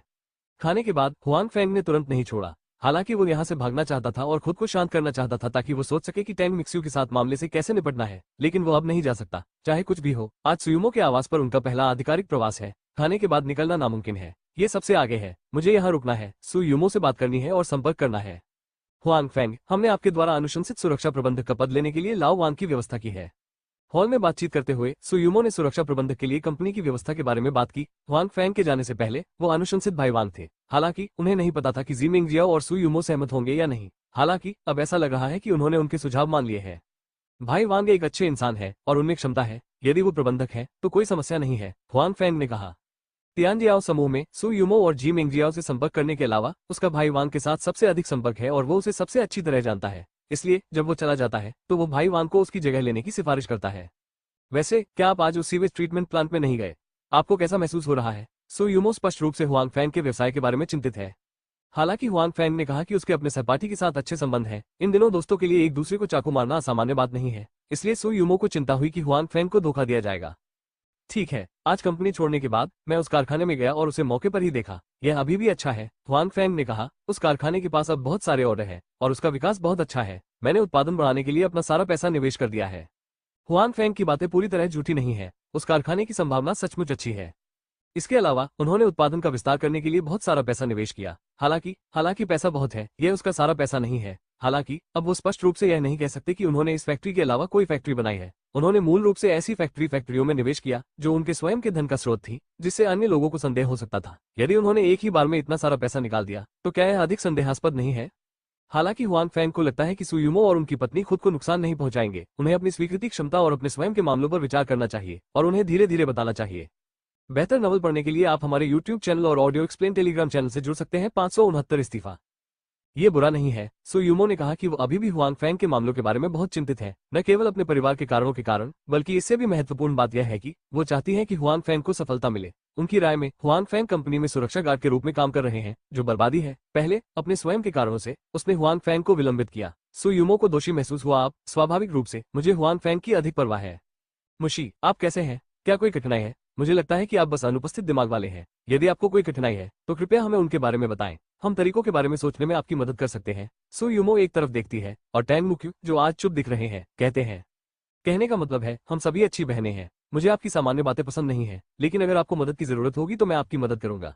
जी मिंगजियाओ ने यह भी कहा कि उसने जो कहा वो तान मुक्यू को बर्दाश्त नहीं कर सकती थी। वो ये थी कि वो हमेशा पुरुषों के एक समूह से घिरी रहती थी और वो उन लोगों को स्पष्ट रूप से मना नहीं करती थी, और वो हमेशा कई पुरुषों के बीच तैरती थी। कई लोगों द्वारा पीछा किए जाने पर गर्व करती थी। पुरुष हुआंग फैंग उस कारण का अनुमान लगा सकते हैं जिसके कारण टैंग मिक्सू अनुपस्थित दिमाग वाला है। इसका उसके काम से कोई लेना देना नहीं हो सकता है, लेकिन ये रसोई में मौजूद चीजों के कारण है। उन्होंने सु यूमो की अवलोकन क्षमता की भी प्रशंसा की। सौभाग्य से ये जी मिंगजियाओ थी जो पहले रसोई में आई थी, सु यूमो नहीं। अन्यथा दूसरे पक्ष की अवलोकन क्षमता से हम कुछ सुराग देख सकते हैं।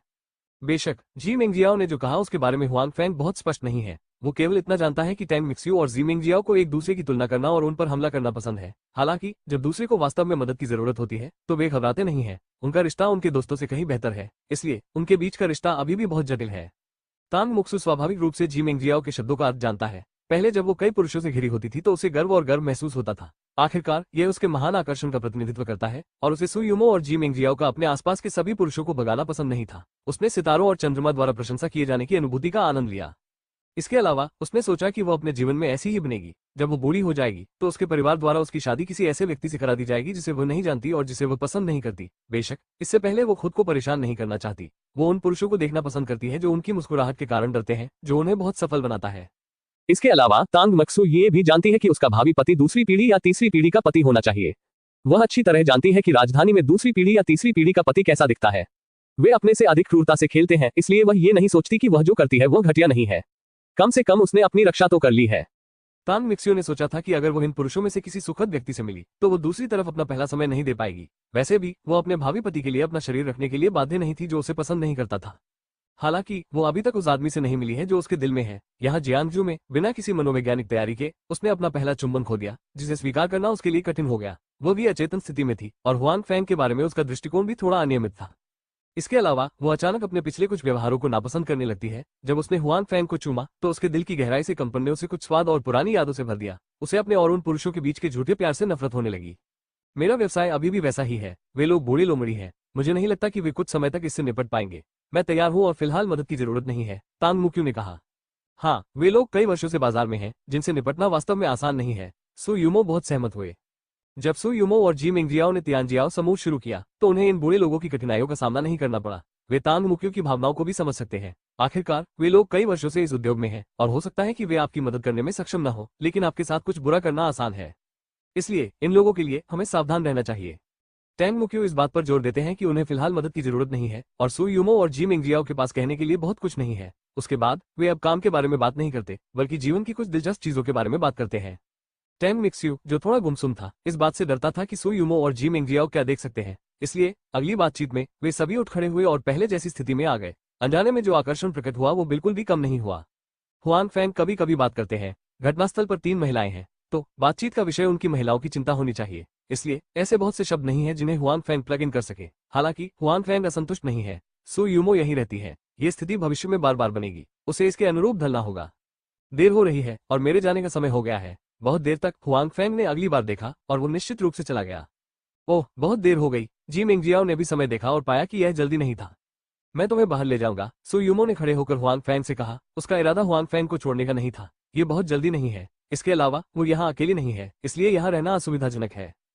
ठीक है, हुआंग फैंग ने कहा। फिर जी मेंगजियाओ और तांग मिक्स्यू की ओर देखते हुए उन्होंने कहा, मैं पहले जाऊंगा, अलविदा। चलो चले चले। क्या तुम अभी भी रात को यहीं हो? ऐसा लगता है कि जी मेंगजियाओ भूल गई है कि आज रात स्वादिष्ट भोजन किसने बनाया था। और एक बार फिर हुआंग फैंग खोला। टैंग मुक्यू ने हुआंग फैंग को शांति से देखा, लेकिन कुछ नहीं कहा। सु यूमो ने हुआंग फैंग को हर समय दरवाजे पर भेजा, फिर उसकी ओर देखा और कहा, म्यूज़ो आपसे नाराज हो सकती है। इसमें कोई आश्चर्य नहीं कि सु यूमो ने ऐसा कहा। पिछली बातचीत के दौरान टैंग मिक्स्यू ने मूल रूप से हुआंग फैंग से बात नहीं की थी। जब हुआंग फैंग ने बात की, तांग मिक्स्यू ने बिल्कुल भी बात नहीं उठाई। तुम्हें पता है, जब हुआंग फैंग आया था, तांग मुक्यू ने उसका स्वागत करने की पहल की थी। जब वो चला गया, तांग मुक्सू ने कुछ नहीं कहा। पहले और बाद के परिवर्तन बहुत स्पष्ट है, इसलिए सु यूमो ने कहा कि तांग मुक्सू हुआंग फैंग से नाराज हो सकते हैं। जहां तक कारण की बात है, हुआंग फैंग ने इसकी सराहना नहीं की।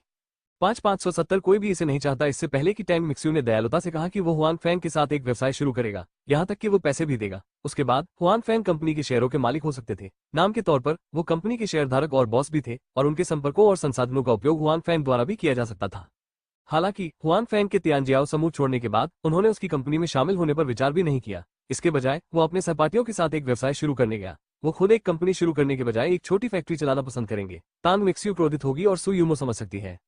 अच्छा ऐसा है, हुआंग फैंग ने कहा। हालांकि उन्होंने अपने मन में जो सोचा था वो ये था कि तांग मिक्स्यू खुद से नाराज थे, जो बहुत संभव है। हालांकि ये कंपनी खोलने के व्यवसाय के कारण नहीं, बल्कि रसोई के व्यवसाय के कारण है। ऐसा अनुमान है कि उसने उस समय कोई प्रतिक्रिया नहीं दी। अब वो शांत हो गई है और खुद से नाराज है। ये सामान्य है। हालांकि यह अच्छा है कि टैंग मुक्यू ने खुद को उजागर नहीं किया। आप उसे कल किसी समय भोजन या कॉफी के लिए पूछ सकते हैं। यदि आप इसके बारे में अच्छी तरह से बात करेंगे तो वह नाराज नहीं होगी। मैं उसे जानता हूँ, सु ने हुआंग फैंग से कहा। आज, क्योंकि यह अभी अभी हुआ है और वो और जी मेंगजियाओ अभी भी मंच पर है, हुआंग फैंग के पास तांग मिक्स्यू से बात करने का कोई मौका नहीं है। भले ही उसने हुआंग फैंग की मदद की हो, लेकिन आखिरकार ये हुआंग फैंग का स्पष्टीकरण नहीं है। तांग मुक्सू को लगेगा कि हुआंग फैंग में ईमानदारी नहीं है, इसलिए जब तक वो चीजों को स्पष्ट कर सकता है, तांग मुक्सू नाराज नहीं होंगे। इसके अलावा बफर करने के लिए अभी भी एक रात है, इसलिए कोई समस्या नहीं है। ठीक है, मैं कल उसके साथ अपॉइंटमेंट लेने की कोशिश करूंगा। हुआंग फैंग ने कहा कि वो न केवल कंपनी के कारोबार, बल्कि आज की रसोई के बारे में भी बताना चाहते थे। उन्होंने इस बारे में जरूर बात की होगी। अन्यथा जब वे भविष्य में मिलेंगे तो वे शर्मिंदा और असहज होंगे। कुआ, सु यूमो ने कहा। उसके बाद वो हुआंग फैंग को उसके कपड़े साफ करने में मदद करने के लिए आगे झुकी और कहा, सड़क पर सावधान रहें। सु यूमो इस समय हुआंग फैंग के करीब है। उसके शरीर की खुशबू हुआंग फैंग की नाक में चली गई। इससे अच्छी खुशबू आ रही है। यदि टैंग मिक्सियो के साथ कोई गलतफहमी नहीं है तो हुआंग फैंग अब सोच रहे होंगे और यहाँ तक कि अभिनय भी कर रहे होंगे। हालांकि इस समय जाहिर तौर पर उनके मन में वो विचार नहीं है। यहाँ तक कि रसोई में पहले की चीजों के कारण भी वो सुयूमो के बारे में दोषी महसूस करता है। जितना बेहतर सुयूमो उसके साथ व्यवहार करता है वो उतना ही अधिक असहज होता है। सुयूमो को हुआंग फैंग की असामान्यता नहीं मिली, लेकिन उन्हें लगा कि हुआंग फैंग अपने कार्यों से घबराए हुए लग रहे थे। सुयूमो ने सोचा कि हुआंग फैंग शर्मीले थे। उसके बाद दोनों के बीच कोई अधिक अंतरंग क्रिया नहीं हुई। हुआंग फैंग ने भी सुयूमो को अलविदा कहा और एक जटिल मनोदशा के साथ अपने समुदाय को छोड़ दिया। हुआंग फैंग एक जटिल मूड में है और टैंग मिक्सियो बुरे मूड में है। उनका विचार हुआंग फैंग के समान है और वे भविष्य में निश्चित रूप से मिलेंगे, इसलिए इस मामले को हल किया जाना चाहिए। ये सोचते हुए तांग मिक्सियो, जो अपने कमरे में वापस गया, ने हुआंग फैंग को एक संदेश भेजा और उसे कल दोपहर को मिलने के लिए कहा। जब हुआंग फैंग ने टैंग मुक्यू का टेक्स्ट संदेश देखा तो वो कड़वाहट से मुस्कुराया। वो उससे पूछने और चीजों के बारे में बात करने के लिए तैयार था। अब ऐसा लगता है कि दूसरे पक्ष का भी वही विचार है, इसलिए उसे टेक्स्ट संदेश भेजने की कोई आवश्यकता नहीं है। ठीक है, हुआंग फैंग ने उत्तर दिया। हुआंग फैंग को नहीं पता, रसोई की वजह से तांग मिक्सू का मूड अस्थिरता की स्थिति में है। जब उसने देखा कि हुआंग फैंग ने केवल एक शब्द का उत्तर दिया तो वो परेशान हो गया। क्या वो मेरे प्रति इतना लापरवाह नहीं है? मेरा पहला चुंबन छीन लिया, अब मेरे संक्षिप्त संदेश का जवाब देता है, अप्रत्याशित रूप से केवल एक शब्द में। क्या वो मुझसे इसी तरह नफरत करता है? ये लानत कमीने, तांग मुक्यू ने बिना किसी शिकायत के अपने दिल में सोचा। लेकिन ये भी उसके दिल में ये बात चल रही थी कि हुआंग फैंग को कैसे दंडित किया जाए ताकि वो खुद को खुश और नाराज कर सके। स्वाभाविक रूप से हुआंग फैंग को उसकी बात का पता नहीं था, जिससे तांग मुक्यू की नाराजगी हुई। घर पहुंचते ही उसे अपने परिवार के एक व्यक्ति और एक भेड़िए के लिए भोजन तैयार करना पड़ा। मैं कहता हूं कि यदि आप हमेशा इतने आलसी रहेंगे तो भविष्य में कोई भी आपसे शादी करने की हिम्मत नहीं करेगा। बाई जियाओरो को अपना खाना खाते हुए देखकर हुआंग फैंग ने हड़ताल के साथ कहा कि यह महिला वास्तव में वापस आने के लिए बहुत आलसी है। वो चावल भी नहीं पकाती है और वो बाहर ले जाने का आदेश भी नहीं देती है। अगर वो ऐसा एक बार करती है, कई बार करती है, तब भी ऐसा ही होता है। वेन यान के बगल में बैठा छोटा सफेद व्यक्ति ऊपर देखता है और बहुत मानवीय तरीके से अपना सिर हिलाता है, जो बहुत मजेदार है। मैं बहुत स्वाभाविक और सुंदर हूँ और ऐसे बहुत से लोग हैं जिनका मैं पीछा करना चाहती हूँ। कोई ऐसा कैसे नहीं जा सकता? बाई जियाओरो ने कहा। उसके बाद उन्होंने जियाओबाई पर एक भयंकर चेहरा बनाया और कहा, जियाओबाई, अगर तुमने ऐसा दोबारा कहने की हिम्मत की तो मानो या न मानो, जब हुआंग फैंग घर पर नहीं होगा तो मैं तुम्हें उबले हुए कुत्ते के मांस के लिए मार डालूंगा। जियाओबाई बाई जियाओरो पर 2 बार चिल्लाती है, लेकिन उसके चेहरे पर कोई डर नहीं है। बाई जियाओरो को शायद यह नहीं पता होगा कि उसकी युद्ध प्रभावशीलता जियाओबाई के बराबर नहीं है। वे नहीं जानते थे कि तुम इतने आलसी हो, हुआंग फैंग ने कहा। उसने जियाओबाई के सिर को छुआ और जियाओबाई ने तुरंत अपना सिर नीचे कर लिया और खाना जारी रखा। जियाओबाई अब बहुत बड़ी और मजबूत हो गई है। शायद ये जानवर की वजह से है, ये बहुत तेजी से बढ़ता है। बेशक भोजन की खपत भी बढ़ रही है। इसके अलावा यह अब दूध से संतुष्ट नहीं है। यदि आप प्रति टन मांस नहीं खाएंगे तो आप कभी संतुष्ट नहीं होंगे। हालांकि जियाओबाई की युद्ध शक्ति भी बढ़ रही है। हुआंग फैंग ने यह भी पाया कि यह जादू जारी कर सकता है। इसके अलावा एक से अधिक भी है। हालांकि ये सभी वर्तमान में निम्न स्तर के जादू हैं, लेकिन ये बहुत शक्तिशाली भी है। यह मत भूलो कि छोटा आदमी एक भेड़िया है और निकट युद्ध की क्षमता भी बहुत मजबूत है। उन 2 नुकीले पंजों को देखकर ही लोगों को यह एहसास हो सकता है कि यह सब कुछ फाड़ सकता है। हालांकि हुआंग फैंग ने विशेष रूप से जियाओबाई को बाई जियाओरो के सामने बहुत अधिक दिखावा न करने के लिए कहा है। ये दिखाना ठीक है कि वो लोगों की बातों को ठीक से समझता है और उसका दिमाग तेज है। आखिरकार कई पालतू जानवर भी बहुत स्मार्ट होते हैं। जियाओबाई का प्रदर्शन उन पालतू जानवरों की तुलना में सबसे अधिक स्मार्ट है, लेकिन इससे ज्यादा संदेह पैदा नहीं होगा। जब उसने हुआंग फैंग की बातें सुनी तो बाई जियाओरो ने उसकी परवाह नहीं की। हालांकि वो कुछ समय से यहाँ रह रही है, फिर भी बाई जियाओरो को हुआंग फैंग के भोजन के प्रति थोड़ा विरोध है। हालांकि वो खुद कुछ साधारण भोजन बना सकती है, लेकिन ये स्पष्ट है कि हुआंग फैंग के साथ तुलना करने का कोई तरीका नहीं है। इसलिए जब वो हुआंग फैंग का खाना खा सकती है तो वो खुद का दुरुपयोग करने का विकल्प कैसे चुन सकती है? इसलिए भले ही उसे कुछ समय के लिए हुआंग फैंग के लिए इंतजार करना पड़े, वो सिर्फ अपना पेट भरने और हुआंग फैंग का भोजन खाने के लिए इंतजार करना चुनेगी। हुआंग फैंग ने जो कहा, कोई भी उसे नहीं चाहता। ये कैसे संभव हो सकता है? जब तक आप इसे स्वयं कहते हैं और एक प्रेमी ढूंढना चाहते हैं, तब तक राजधानी में उन बेटों को पैसा कमाना पड़ सकता है। बेहतर नॉवल पढ़ने के लिए आप हमारे YouTube चैनल और ऑडियो एक्सप्लेन टेलीग्राम चैनल से जुड़ सकते हैं। 571 मुनाफाखोर। रात के खाने के बाद हुआंग फैंग फिर से अपने भंडारण बॉक्स को देखने गया, लेकिन उसे कुछ नहीं मिला। फिर जब बाई जियाओरो स्नान करने के लिए गई तो हुआंग फैंग ने प्रसारण करना चुना और उसका चित्र सीधे उस विला में दिखाई दिया जहां वो पहले एक बार गया था। हुआंग फैंग ये जानकर आश्चर्यचकित हो गया कि जियाओबाई उसके साथ आई है। ये सोचना उचित लगता है कि जियाओबाई भी स्टोरेज बॉक्स के माध्यम से प्राप्त की जाती है और अब इसे स्टोरेज बॉक्स द्वारा प्रसारित किया जा सकता है। जब वो नई जगह पर आया तो जियाओबाई आसपास के वातावरण के बारे में बहुत उत्सुक लग रही थी। वो एक ही समय में चिल्लाते हुए ऊपर और नीचे की ओर भागा। विला में हर जगह आवाजें थी। क्योंकि हुआंग फैंग के पास एक स्थान पर केवल एक ही उद्योग है, इसलिए अब केवल एक ही व्यक्ति है जिसे वो बुला सकता है। चूंकि उसने पिछली बार बुद्धिमान रोबोट को बुलाया था, बहुत समय नहीं हुआ है, इसलिए हुआंग फैंग ने उस चीज को दोबारा बुलाने की योजना नहीं बनाई है। हुआन फेंग इस बार यहाँ आए क्योंकि अपनी पिछली यात्रा के दौरान उन्होंने पाया कि यह विला वास्तव में एक अच्छी जगह है। यहाँ की सजावट बहुत शानदार है, यानी जमीन पर कालीन वास्तव में 6 अंकों में बेचा जा सकता है और ठोस लकड़ी का फर्नीचर सस्ता नहीं है। और तो और हुआन फेंग को यहाँ एक बड़ी वाइन कैबिनेट मिली है। इसमें बहुत सारी रेड वाइन होती है। कुछ ब्रांड हुआन फेंग ने वास्तविकता में देखे या सुने हैं, जबकि अन्य उन्होंने पहले कभी नहीं देखे, शायद अन्य स्थानों पर। हुआन फेंग एक प्रयास के लिए यहाँ है। क्या आप यहाँ की चीजों को वास्तविक दुनिया में ला सकते हैं? वे कालीन और फर्नीचर प्रयोग के लिए बहुत बड़े हैं, इसलिए हुआन फेंग बेतरतीब ढंग से रेड वाइन की एक बोतल चुनता है जो वाइन कैबिनेट में अच्छी नहीं लगती है। हुआन फेंग रेड वाइन की इस बोतल को अपने हाथ में लेता है और इसे वास्तविक दुनिया तक पहुंचाता है। वो ये देखकर आश्चर्यचकित हो गया कि रेड वाइन की बोतल अभी भी उसके हाथ में है। क्या इसे सचमुच वास्तविक दुनिया में लाया जा सकता है? हुआन फेंग ने प्रसन्नतापूर्वक कहा। हालांकि उसने खुश होने के लिए लंबे समय तक इंतजार नहीं किया है। उसका मोबाइल फोन उसे याद दिलाने के लिए एक संदेश भेजता है। जब वो उसे देखता है तो उसका चेहरा बदल जाता है। यह उसे याद दिलाने के लिए एक बैंक संदेश है कि उसने अभी 50,000 युआन खर्च किए हैं, जो उसके बैंक कार्ड से काट लिया गया है। यह अजीब है कि मैंने अभी पैसे का उपयोग नहीं किया। इस कार्ड में पैसे कम क्यों हैं? हुआन फेंग को आश्चर्य हुआ। क्या किसी ने मेरा कार्ड चुरा लिया? हालांकि अगर उसे पासवर्ड पता था तो वो सारे पैसे कैसे नहीं निकाल सका? हुआन फेंग ने वाइनरी खरीदने में बहुत खर्च किया क्योंकि वो पहले प्राचीन वस्तुएं बेचता था। हालांकि कैरी अभी भी अमीर है। अगर किसी को सच में उसका कार्ड नंबर और पासवर्ड पता है तो उसे अपने सारे पैसे ले लेना चाहिए। अभी नहीं, सिर्फ 50,000 कम। क्या ये शराब की इस बोतल की वजह से है? हुआन फेंग ने रेड वाइन की बोतल को देखा जो वो विला से बाहर लाया था। उसके मन में कुछ अनुमान थे। वास्तव में उसने अनुमान लगाया था कि भंडारण बॉक्स उसे ड्रिल करने के लिए इतनी स्पष्ट जगह नहीं देगा। यदि वो विला में उन चीजों को इतनी आसानी से वास्तविकता में ला सकता है तो हुआन फेंग एक भाग्य बना देगा। तो अभी हुआन फेंग खुश है, लेकिन उन्हें अभी भी कुछ पछतावा है। अब जब वो इस मैसेज को देखता है तो उसे कुछ समझ आता है। इसलिए हुआन फेंग ने फिर से विला में प्रवेश किया और बाहर लाने के लिए रेड वाइन की एक बोतल चुनी। निश्चित ही उसे जल्द ही एक और संदेश प्राप्त हुआ। इस बार उनके कार्ड से 30,000 युआन कम निकले। जाहिर है उसने जो पैसा काटा था वो उसके हाथ में मौजूद शराब से संबंधित था, लेकिन दूसरी बार वो जो शराब लाया था वो जाहिर तौर पर पहली बार से सस्ती नहीं थी। भंडारण बॉक्स वास्तव में बेवकूफी नहीं है। हुआन फेंग विला हॉल में सोफे पर बैठे और खुद से कहा। इससे भी अधिक गंभीर बात यह है कि हुआन फेंग ने खुद को उस वाइन कैबिनेट से 2 बोतलें ली। उसके बाद फिर से मूल स्थिति में उसी वाइन की 2 बोतलें ताजा की। कहने का तात्पर्य यह है कि यदि हुआन फेंग अमीर है और पैसा खर्च करने को तैयार है तो वो यहाँ से अनगिनत सामान रेड वाइन ले सकता है। मुनाफाखोर हुआन फेंग ने उसे डांटा, लेकिन फिर उसने सोचा कि यह स्टोरेज बॉक्स को दोष नहीं दे सकता। आखिरकार उन्होंने उसे इसे लेने के लिए नहीं कहा, लेकिन उसने रेड वाइन की 2 बोतलें खरीदने के लिए 80,000 युआन खर्च किए। वो पहले कभी इतना फिजूल खर्ची नहीं हुआ था। ये जानने के बाद कि वो क्या जानना चाहता है, हुआन फेंग का यहाँ रहने का इरादा नहीं है। वो जियाओबाई को वास्तविकता में वापस लाता है, जिसका समय अच्छा नहीं रहा है। बाथरूम अभी भी पानी की आवाज के बारे में सोच रहा है, लेकिन हुआन फेंग का दिमाग इस बारे में है कि शाम को सुयुमो के निवास की रसोई में क्या हुआ था। यह एक संयोग है कि वो और टैंग मुक्यू हुए। हालांकि जबकि उसे गुप्त रूप से इसका पछतावा था, हुआन फेंग को भी इसका कुछ स्वाद आया। आखिरकार ये किसी महिला के साथ उसका पहला वास्तविक अंतरंग संपर्क था और उसे स्वाभाविक रूप से इसका स्वाद महसूस होगा। दुर्भाग्य से वस्तु उसकी प्रेमिका सुयुमो नहीं थी। यदि तान मुक्सू को सुयुमो द्वारा प्रतिस्थापित किया गया था तो हुआन फेंग के पास नहीं होगा, साथ ही सुयुमो के साथ उनका रिश्ता घनिष्ठ होगा।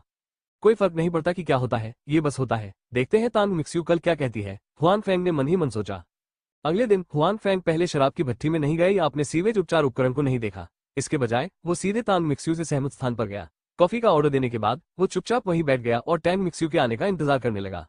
टैंग मिक्स्यू ने हुआन फेंग को लंबे समय तक इंतजार नहीं करने दिया और जल्द ही सामने आ गया। उसने अपने चेहरे पर धूप का चश्मा लगाया हुआ था, कंधों पर काले बाल थे और घूमती हुई पोशाक में उसकी मियाओन जैसी छवि दिख रही थी। कॉफी शॉप में अब ज्यादा लोग नहीं है, लेकिन इसने अभी भी कई लोगों का ध्यान आकर्षित किया है। क्या आप यहाँ हैं? मैंने आपके लिए कॉफी का ऑर्डर दिया है। मुझे नहीं पता कि आपको ये पसंद है या नहीं, हुआन फेंग ने तान मिक्स्यू से कहा। ये देखा जा सकता है कि टैंग मुक्सू ने आज सावधानी से कपड़े पहने हैं। हालांकि जब टैंग मिक्स्यू बैठती है और धूप का चश्मा निकालती है तब भी हुआन फेंग अपने काले घेरे देख सकती है। मुझे नहीं पता कि ऐसा उसके देर तक जागने के कारण हुआ या उसके अपने मेकअप के कारण। जब टैंग मुक्यू ने हुआन फेंग को विपरीत दिशा में देखा तब भी वो क्रोधित था। यह न केवल कल के संदेश के टेक्स्ट संदेश और रसोई में हुई गलतफहमी के कारण था, बल्कि इसलिए भी था क्योंकि हुआन फेंग के कारण उसे कल रात ठीक से नींद नहीं आई थी। जब तक उसने अपनी आंखें बंद की, हुआन फेंग की उसे चूमने की छवि उसके दिमाग में थी। इसके अलावा उसने अपना मुंह खोला और हुआन फेंग से बात करनी चाहिए। कुछ तस्वीरों ने उसे शर्मा दिया, इसलिए वो बहुत देर तक सो नहीं पाती थी। इसलिए जब वो आज सुबह उठी तो उसकी आंखों पर काला घेरा था, जिससे वो बहुत क्रोधित हुआ। अब हुआन फेंग की आत्मा बहुत अच्छी है और उसका दिल और भी बुरा है।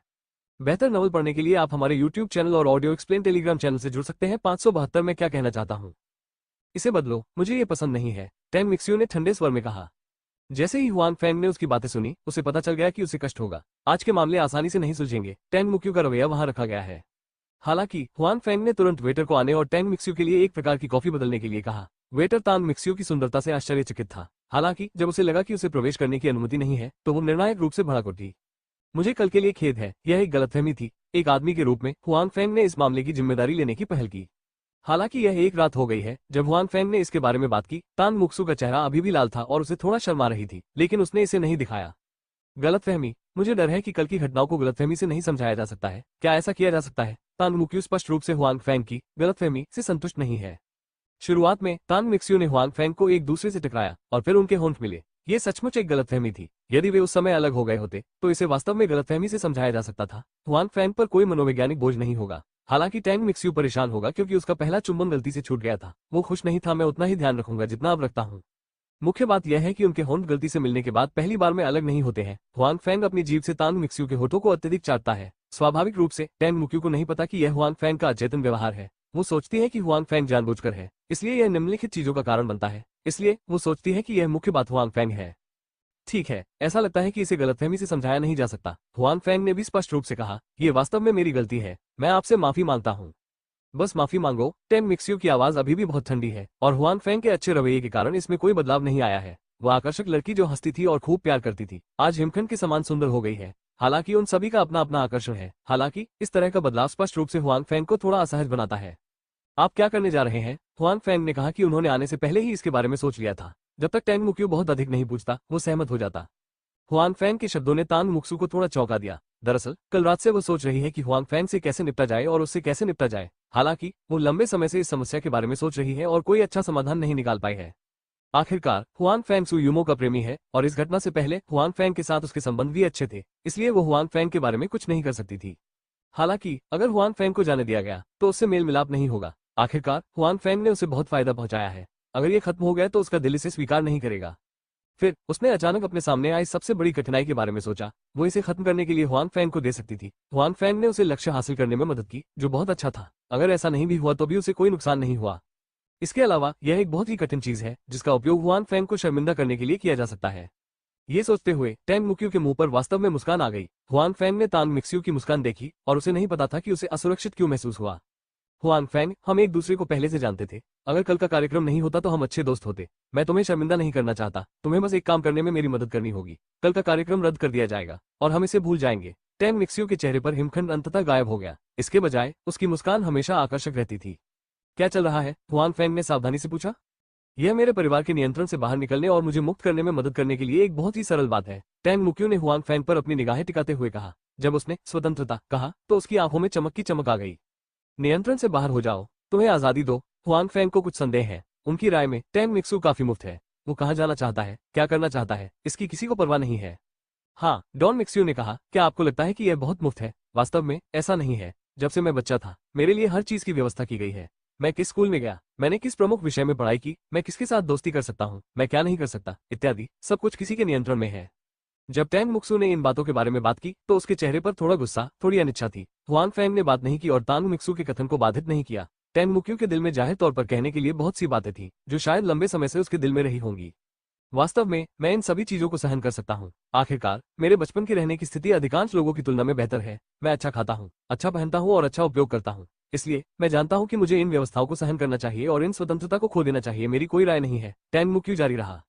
हालांकि मैं ये स्वीकार नहीं कर सकता कि मुझे अपनी शादी में चयन करने का अधिकार नहीं है। मैं बोल भी नहीं सकता। मैं केवल घर पर तय किए गए किसी भी विवाह साथी की बात सुन सकता हूँ, भले ही दूसरा पक्ष हो मूर्ख। बेशक परिवार के चेहरे की खातिर ये संभावना नहीं है कि दूसरा पक्ष मूर्ख है। हालांकि अगर ऐसा है तो भी मैं किसी ऐसे व्यक्ति से शादी नहीं करना चाहता जिसे आप पसंद नहीं करते हैं और फिर उलझ जाते हैं आपका शेष जीवन। अब आप देख रहे हैं कि मैं बहुत आजाद लग रहा हूँ। अगर मैं कोई कंपनी खोलना चाहता हूँ तो खोल सकता हूँ।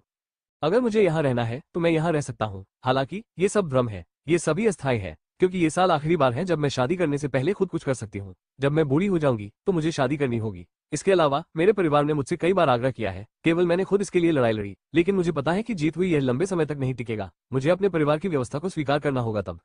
टैंग मुक्यू ने यह बात अपने आप कही और इसकी परवाह नहीं की कि हुआन फैंग सुन रहा था या उसकी कोई राय थी। वो लंबे समय से इन शब्दों को अपने दिल में रखती रही थी। आज आखिरकार उसे ये कहने का मौका मिल गया। उसे लगा कि अगर वो साफ शब्द नहीं कह सकती तो वो उसे रोक सकती है। इसलिए चाहे वो हुआन फैंग को खुद की मदद करने देना हो या किसी को ये कहने के लिए ढूंढना हो कि वो अपने दिल में क्या कहना चाहता है, तांग मुक्सू अपना मुंह खोलने के बाद नहीं रुका। बेहतर नॉवल पढ़ने के लिए आप हमारे यूट्यूब चैनल और ऑडियो एक्सप्लेन टेलीग्राम चैनल से जुड़ सकते हैं। 573 आवश्यकताएं क्या है। इसके अलावा जब मैं एक कंपनी स्थापित करने के लिए जियांगजू आया तो मेरा परिवार मुझसे सहमत नहीं था। न केवल मुझे कोई मदद नहीं मिली बल्कि मुझे हमेशा रोका गया। कंपनी स्थापित करने के लिए मेरा पैसा मेरा निजी था, घर का पैसा। यदि ऐसा नहीं होता क्योंकि मैंने जो किया उसके लिए मुझे बहुत अधिक धन की आवश्यकता नहीं होती तो मेरी कंपनी बिल्कुल भी नहीं खुल पाती। टेंग मिक्सू का वर्णन अभी भी चल रहा है। हुआन फैंग ध्यान से सुन रहा है और उसे पहली बार इस खूबसूरत लड़की से सहानुभूति हुई। मैं आपकी कैसे मदद कर सकता हूँ? मैं आपके परिवार को समझाने जा रहा हूँ। जाहिर है वे मेरी बात नहीं सुन सकते, हुआन फैंग ने तान मिक्सू से कहा। वास्तव में अभी भी मुझे अपने परिवार के नियंत्रण से बाहर निकलने में मदद करने का एक तरीका है। हालांकि यह तरीका काम नहीं कर सकता है, फिर भी कुछ उम्मीदें हैं। यही कारण है कि मैंने अचानक कंपनी शुरू कर दी। टेंग मिक्सू ने आखिरकार हुआन फैंग की ओर फिर से देखा और कहा कि उसके मन में जो था उसे कहने के बाद टेंग मिक्सू अब अच्छे मूड में है। हुआन फैंग को देखना पहले की तरह घृणास्पद नहीं है। किसी कंपनी की स्थापना से कौन सी विधि संबंधित है? हुआन फैंग ने उत्सुकता से पूछा। ठीक है, वास्तव में बहन यूमो ने मुझे ये तरीका याद दिलाया, तान मुक्यू ने कहा। भाषा फॉर्म, इसका उससे क्या लेना देना है? हुआन फैंग अधिक भ्रमित है। आप पहले ही बहन यूमो का पीछा कर चुके हैं। इसके अलावा आप दोनों के बीच संबंध बहुत अच्छे हैं। आप उसकी स्थिति से अनजान नहीं होंगे। अब जिज्ञासु होने की बारी टेंग मिक्सू की है। हुआन फैंग और सु यूमो के बीच संपर्क का समय कम नहीं है। सच्चाई के अनुसार ऐसा तभी होता है जब वो सु यूमो की स्थिति को जानता है। मैं अभी तक नहीं जानता, हुआन फैंग ने अपना सिर हिलाया और कहा। मैं केवल इतना जानता हूं कि उसके परिवार की स्थिति अच्छी होनी चाहिए। इसके अलावा मैं उसे पसंद करता हूं, उसका पीछा करता हूं और उसके परिवार से मेरा कोई लेना देना नहीं है। ठीक है, तुम सच में नहीं जानते। टेंग मिक्सू ने देखा कि हुआन फैंग झूठा नहीं लग रहा था। उन्होंने ये भी पुष्टि की कि हुआन फैंग को सुयूमो के बारे में नहीं पता था। उसकी स्थिति क्या है? आपकी तरह हुआन फैंग का दिल डूब गया। कुआ, तान मिक्सू ने इनकार नहीं किया। बहन यूमो, सटीक रूप से कहें तो मेंगजियाओ सहित हम तीनों की स्थिति लगभग एक जैसी है। मेरी और मेंगजियाओ की पारिवारिक स्थिति समान है। बहन यूमो का परिवार थोड़ा खराब है, लेकिन ऐसा नहीं है सामान्य लोग क्या कल्पना कर सकते हैं। इसके अलावा सिर्फ इसलिए कि शीर्ष शकल में स्थिति बदतर है, बहन यूमो का परिवार एक और कदम उठाने की उम्मीद कर रहा है। जाहिर तौर पर अपने बच्चों को शादी के लिए इस्तेमाल करना एक अच्छा विचार है, और यह है तेज और सुरक्षित भी। हुआन फैंग ने देखा कि उनके विचारों को सत्यापित किया गया था और उनका दिल और भी भारी था, आंशिक रूप से उनके कंधों पर दबाव के कारण। आखिरकार वो और सु यूमो अब अर्ध प्रेमी और प्रेमिका है। सु यूमो का व्यवसाय उसका व्यवसाय है, उसे सु यूमो की मदद करनी चाहिए। दूसरी ओर तान मिक्सू के कथन के अनुसार हुआन फैंग को यह भी पता था कि यूमो जियाओ से था और वह भी दूसरों द्वारा व्यवस्थित जीवन जी रहा था। शायद हर समय उसके पास वो करने का कोई रास्ता नहीं है जो वो करना चाहता है या वास्तव में खुश होना चाहता है। अब मुझे बताएं कि मैं आपकी कैसे मदद करूं, या आपका भाग्य बदलने में आपकी मदद कैसे करूं? हुआन फैंग ने तान मिक्सू को देखा और कहा। ये कहने के लिए कि टेंग मिक्सू पहले एकमात्र व्यक्ति था। हुआन फैंग कल की घटनाओं के कारण मदद करने की पूरी कोशिश करेगा, लेकिन वो सिर्फ अपना सर्वश्रेष्ठ कर रहा था, और अपना सर्वश्रेष्ठ करना स्पष्ट रूप से उसी स्तर पर नहीं था। लेकिन अब जब सु यूमो इसमें शामिल हो गई है, तो हुआन फैंग का विचार स्पष्ट रूप से बदल गया है। चाहे उनमें से कई के भाग्य को बदलना कितना भी कठिन क्यों न हो, उसे ये करना होगा, इसे पूरा करना होगा और इसे हर तरह से पूरा करना होगा। मुझे बहन यूमो से ईर्ष्या है। टेंग मिक्सू ने तुरंत ऐसा नहीं कहा, लेकिन कॉफी का एक घूंट पीने के बाद उसने कुछ ईर्ष्या के साथ कहा। मैंने तुम्हें वो पाया जो उसे पसंद है, और तुम उसे पसंद करते हो, और तुम उसकी चीजों के लिए भुगतान करने को तैयार हो। तान मिक्सू ने स्वाभाविक रूप से उसके पहले और बाद में हुआन फैंग के रवैये में बदलाव देखा। ये सुनने के बाद कि यूमो के साथ भी यही हुआ, हुआन फैंग को स्पष्ट रूप से इस मामले में अधिक दिलचस्पी थी। पहले मेंग जियो और मुझे पता था कि बहन यूमो आपकी ओर आकर्षित थी। हालांकि मैंने मेंग जियो की तरह आपको रोकने की कोशिश नहीं की, लेकिन मैंने नहीं सोचा था कि आप बहन यूमो के लायक थी। लेकिन अब ऐसा लगता है कि बहन यूमो है, मैं सही व्यक्ति की तलाश में हूँ। मैं उसके दृष्टिकोण की प्रशंसा करता हूँ, तान मुक्यू ने कहा। हुआन फैंग ने कहा, आपको भविष्य में कोई ऐसा व्यक्ति मिलेगा जो आपसे सच्चा प्यार करता है। तुमने अभी अभी मेरा पहला चुंबन लिया है, अब तुम ये कह रहे हो, क्या तुम्हें शर्माना नहीं पड़ता? टेंग मुक्यू ने हुआन फैंग की ओर देखा और कहा। हुआन फैंग का बूढ़ा चेहरा लाल हो गया। 2 बार सूखी खांसी हुई, बहुत शर्मिंदगी महसूस हुई, लेकिन वो फिर भी फुसफुसाए, यह मेरा पहला चुंबन है, और मेरा पहला चुंबन भी आपने छीन लिया। टेंग मुक्यू हुआन फैंग को घूरती है, लेकिन जाहिर तौर पर वह पहले चुंबन के बारे में हुआन फैंग से कुछ नहीं कहती है। उनकी राय में भले ही यह हुआन फैंग का पहला चुंबन है, हुआन फैंग के पहले चुंबन की तुलना उसके अपने चुंबन से कैसे की जा सकती है? ठीक है, आइए बात करें कि हम आपकी मदद के लिए क्या कर सकते हैं, हुआन फैंग ने कहा। परिवार हमारे बच्चों को शादी करने की इजाजत देते हैं, लेकिन वे सिर्फ लाभ प्राप्त करना चाहते हैं। जब तक हम उन्हें पर्याप्त लाभ पहुंचा सकते हैं, वे अपना मन बदलने में सक्षम हो सकते हैं। टेंग ने इस बार और कुछ नहीं कहा, बल्कि सीधे हुआन फैंग से कहा। शायद हुआन फैंग को आश्चर्य हुआ। बेशक हो सकता है, क्योंकि हो सकता है परिवार को पर्याप्त लाभ पहुंचाने के बाद वे पुराने कट्टरपंथी अभी भी अपनी राय पर जोर देते हैं। कोई रास्ता नहीं है, तान मुक्यू ने कहा। हुआन फैंग ने सिर हिलाया, जो संभव है। आखिरकार कई बार परिवार संपर्कों के लिए अन्य चीजों के लिए विवाह करते हैं, न कि केवल हितों के लिए। हालांकि ये हमारा आखिरी और एकमात्र मौका है, इसलिए हम इसे जाने नहीं देना चाहते हैं। ये सिर्फ इसलिए है क्योंकि यूमो और मेंगजियाओ तियानजियाओ समूह की स्थापना के लिए जियांगजू आए थे, और मैंने उनके अनुस्मारक के तहत एक नई कंपनी शुरू की, तान मुक्यू ने कहा। ठीक है, अगर आपके पास मौका है तो आपको वास्तव में हार नहीं माननी चाहिए। हुआन फैंग ने सिर हिलाया और सहमति व्यक्त की। हम उनकी आवश्यकताओं को किस हद तक पूरा कर सकते हैं? तियानजियाओ समूह, जो यूमो और जी मेंगजियाओ द्वारा चलाया जाता है, पहले से ही बहुत अच्छा है। क्या इसने आवश्यकताओं को पूरा किया है? नहीं, तान मुक्यू ने अपना सिर हिलाया। ये बहुत दूर है। इतनी मांग? हुआन फैंग आश्चर्यचकित था। जैसा कि हम सभी जानते हैं, तियानजियाओ समूह किन्घई प्रांत में एक बड़ा समूह है और चीन में एक प्रसिद्ध उद्यम है। ये सु यूमो और जी मेंगजियाओ की उपलब्धि है जो करीब 2 साल से चल रहे हैं। अप्रत्याशित रूप से उनके पीछे का परिवार संतुष्ट नहीं है। बेहतर नॉवल पढ़ने के लिए आप हमारे YouTube चैनल और ऑडियो एक्सप्लेन टेलीग्राम चैनल से जुड़ सकते हैं। 574 कोई संख्या नहीं है। तांग मुक्यू ने सिर हिलाया। तियानजियाओ समूह वास्तव में आम लोगों की नजर में एक बड़ी समूह कंपनी है। हालांकि यूमो और मेंगजियाओ के पीछे के परिवार की नजर में यह अभी भी काफी अलग है। हुआंग फैंग ने जोर से सिर हिलाया। ऐसा लगता है कि यूमो के परिवार की अभी भी इस संबंध में उच्च आवश्यकताएं हैं। हालांकि वे ऊंचे हैं, फिर भी उनके पास अपना भाग्य बदलने का मौका है। यूमो और जी मेंगजियाओ जाहिर तौर पर हार नहीं मानेंगे। अब उन्हें टैंग मिक्स्यू जोड़ने की जरूरत है। मैं समझ गया, मैं आपकी मदद करने की पूरी कोशिश करूंगा। हुआंग फैंग ने सिर हिलाया। क्या तुम सचमुच ऐसा कर सकते हो? टैंग मुक्यू को इस पर विश्वास नहीं हुआ। वो जानती थी कि यह कितना कठिन था। यदि वो सचमुच आजादी पाने का आखिरी मौका छोड़ना नहीं चाहती तो उसने हार मान ली होती। परिवार की मदद के बिना, नेटवर्क के समर्थन के बिना, या यहाँ तक कि परिवार के पिछड़ने की संभावना है। इस मामले में ये कल्पना की जा सकती है कि परिवार के मान्यता प्राप्त परिणाम प्राप्त करना मुश्किल है। जब तांग मुक्सू ने हुआंग फैंग से इसके लिए पूछा तो वास्तव में उसे ज्यादा उम्मीद नहीं थी, लेकिन वह हुआंग फैंग को आसानी से जाने नहीं देना चाहती थी, इसलिए उसने उसके सामने इतनी कठिन बात का प्रस्ताव रखा। इसके अलावा एक कारण ये भी था क्योंकि वो चाहती थी कि कोई ऐसा व्यक्ति मिले जो वो बात कह सके जिसे वो अपने दिल में रखती थी। हुआंग फैंग स्पष्ट रूप से एक अच्छे उम्मीदवार थे, लेकिन अब हुआंग फैंग के अर्थ को देखते हुए ये स्पष्ट है कि उन्हें अभी भी इस मामले में कुछ भरोसा है, जिसने तान मुक्यू को आश्चर्यचकित कर दिया। उसने हुआंग फैंग को विवरण बता दिया है। संभवतः हुआंग फैंग भी इस मामले में कठिनाई को जानते हैं। उन्होंने अपने सामने कोई और शर्त भी नहीं रखी, बल्कि सीधे तौर पर सहमति दे दी। हालांकि मुझे यकीन नहीं है कि मैं ये कर सकता हूँ। मुझे लगता है कि अभी भी कुछ उम्मीद है। हुआंग फैंग ने कहा कि बॉक्स को एक जादुई चीज के रूप में देखते हुए, हालांकि आम लोगों के लिए यह वास्तव में बहुत मुश्किल है, लेकिन उन्हें बॉक्स की मदद मिली है और यह वास्तव में पूरा होने की उम्मीद है। क्या आप सचमुच इसमें कठिनाई को समझते हैं? टैंग को इस पर विश्वास नहीं है। बेशक, वर्तमान तियानजियाओ समूह भी आपके परिवार की आवश्यकताओं को पूरा नहीं कर सकता है, इसलिए ये केवल बेहतर परिणाम प्राप्त कर सकता है। यदि राष्ट्रीय प्रसिद्ध उद्यम ऐसा नहीं कर सकते हैं तो उन्हें देश में पहला होना चाहिए। यदि देश में पहला ऐसा नहीं कर सकता, उन्हें दुनिया में पहला होना चाहिए, हुआंग फैंग ने कहा। घमंड दुनिया में नंबर 1 है। यदि आप तियानजियाओ समूह और मेरी कंपनी को दुनिया में शीर्ष 500 में ला सकते हैं तो अनुमान है कि हमारा परिवार एक दूसरे को अलग तरह से देखेगा। टैंग मिक्स्यू को लगता है कि हुआंग फैंग डींगे हाँक रहा है। आप जानते हैं, आज चीन में उन राज्य स्वामित्व वाले उद्यमों के अलावा जो शीर्ष 500 में अपना चेहरा दिखा सकते हैं, उन्हें उच्च स्थान नहीं दिया गया है, और उनमें से कोई भी निजी उद्यम नहीं है। यदि उनकी कंपनी वास्तव में शीर्ष 500 तक पहुंच सकती है तो उनके परिवार की आवश्यकताएं चाहे कितनी भी ऊंची क्यों न हो, उनका दृष्टिकोण बदल देंगी।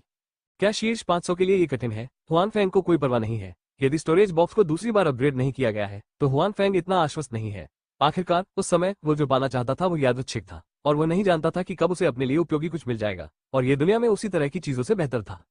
हालांकि स्टोरेज बॉक्स को फिर से अपग्रेड करने के बाद एक अतिरिक्त एक्सचेंज फंक्शन होता है। जब तक आपके पास पैसा है, आप जो चाहें उसका आदान प्रदान कर सकते हैं। क्या यूमो की कंपनी आहार गोलियां और सौंदर्य प्रसाधन नहीं बेच रही है? फिर मैं उस जादुई और प्रभावी उत्पाद के बदले में विनिमय करूंगा। मैं नहीं मानता कि उनकी कंपनी उन चीजों के बाद आगे नहीं बढ़ सकती। और टैंग मिक्स्यू की कंपनी चलाना और भी आसान है। क्या अब आपके पास वाइनरी नहीं है? समय आने पर मैं उसे सीधे अपनी शराब बेचने का अधिकार दे दूंगा। दूसरे समय और स्थान में यह साबित हो चुका है कि मेरी वाइन की गुणवत्ता में कोई समस्या नहीं है। यदि वास्तविक दुनिया में लोगों को यह पसंद नहीं है तो वे इसके बदले दूसरे प्रकार का शराब मैच ले सकते हैं। वैसे भी स्टोरेज बॉक्स की एक्सचेंज लिस्ट में ऐसी कई चीजें हैं। आप इसे उड़ा सकते हैं, लेकिन जब तक आप इसे करने में मेरी मदद कर सकते हैं, मुझे इसकी परवाह नहीं होगी कि कल रसोई में क्या हुआ था। उसके बाद उसने अचानक हुआंग फैंग को आंख मारी। भले ही आप कल रात उस एहसास को आजमाना चाहें, मैं इसके बारे में सोच सकती हूँ। नहीं, यूमो को यह पता चलने के बाद मैं हिजड़ा नहीं बनना चाहता। हुआंग फैंग ने अपनी गर्दन सिकोड़ ली और कहा, जहां तक आपने जो कहा, चिंता मत करो, मैं अपनी तरफ से पूरी कोशिश करूंगा। भले ही यह आपके लिए न हो और भाषा के झाग के लिए हो, मैं कोई रास्ता खोजने की कोशिश नहीं करूंगा। रंग के दिल में कोई वासना नहीं है। वो कौन था जिसने कल मुझे बहकाने के लिए अपनी जीभ निकाली थी? अब एक अच्छा इंसान होने का दिखावा करने का समय आ गया है, तांग मिक्स्यू ने तिरस्कार पूर्वक कहा। इसके अलावा, हालांकि बहन यूमो और मैं अच्छे दोस्त और गर्लफ्रेंड हैं, जब आप ऐसा कहते हैं तो मुझे बहुत दुख होता है। मुझे नहीं पता कि बहन यूमो ऐसे मूक व्यक्ति को कैसे देखती है। टैंग मिक्स्यू को नहीं पता कि उसने हुआंग फैंग के शब्द क्यों सुने। वो बहुत असहज और दुखी है। यूमो के साथ हुआंग फैंग के संबंध के अनुसार हुआंग फैंग का ये कहना सही है, लेकिन टैंग मिक्स्यू ये सुनकर खुश नहीं हुआ, इसलिए उसने हुआंग फैंग पर अपना आपा खो दिया। हुआंग फैंग को नहीं पता कि उसने इस चाची को कहाँ नाराज किया, लेकिन उसने कुछ भी कहने की हिम्मत नहीं की, क्योंकि वो अभी भी दोषी है, इसलिए वो केवल उसकी आलोचना स्वीकार कर सकता है। ठीक है, हमें बस इतना ही करना है। जब तक आप इसे करने में मेरी मदद करते हैं, मैं आपको याद दिला सकता हूँ कि मेरा समय समाप्त हो रहा है। शायद ये केवल 2 या 3 साल है। इस अवधि में अगर मैं संतोषजनक नहीं हो पाता मेरे परिवार से परिणाम, तो मैं केवल अपने परिवार की व्यवस्था के तहत शादी कर सकता हूँ। मैं तुम्हें जाने नहीं दूंगा, और मैं यूमो को बताऊंगा कि तुमने मेरा फायदा उठाया है और मेरे शरीर के लिए कहा है। तांग मिक्स्यू ने हुआंग फैंग से कहा। वो वास्तव में डरी हुई थी कि हुआंग फैंग केवल समय के कारण यूमो की मदद कर सकता है। वो उसे भूल गई, इसलिए वो केवल हुआंग फैंग को डरा सकती थी। अरे, ये भोजन इच्छानुसार खाया जा सकता है, और इच्छानुसार शब्द नहीं कहे जा सकते। मैं तो बस तुम्हें चूमने गया था। मुझे तुम्हारा शरीर कब चाहिए था? हुआंग फैंग चिल्लाया।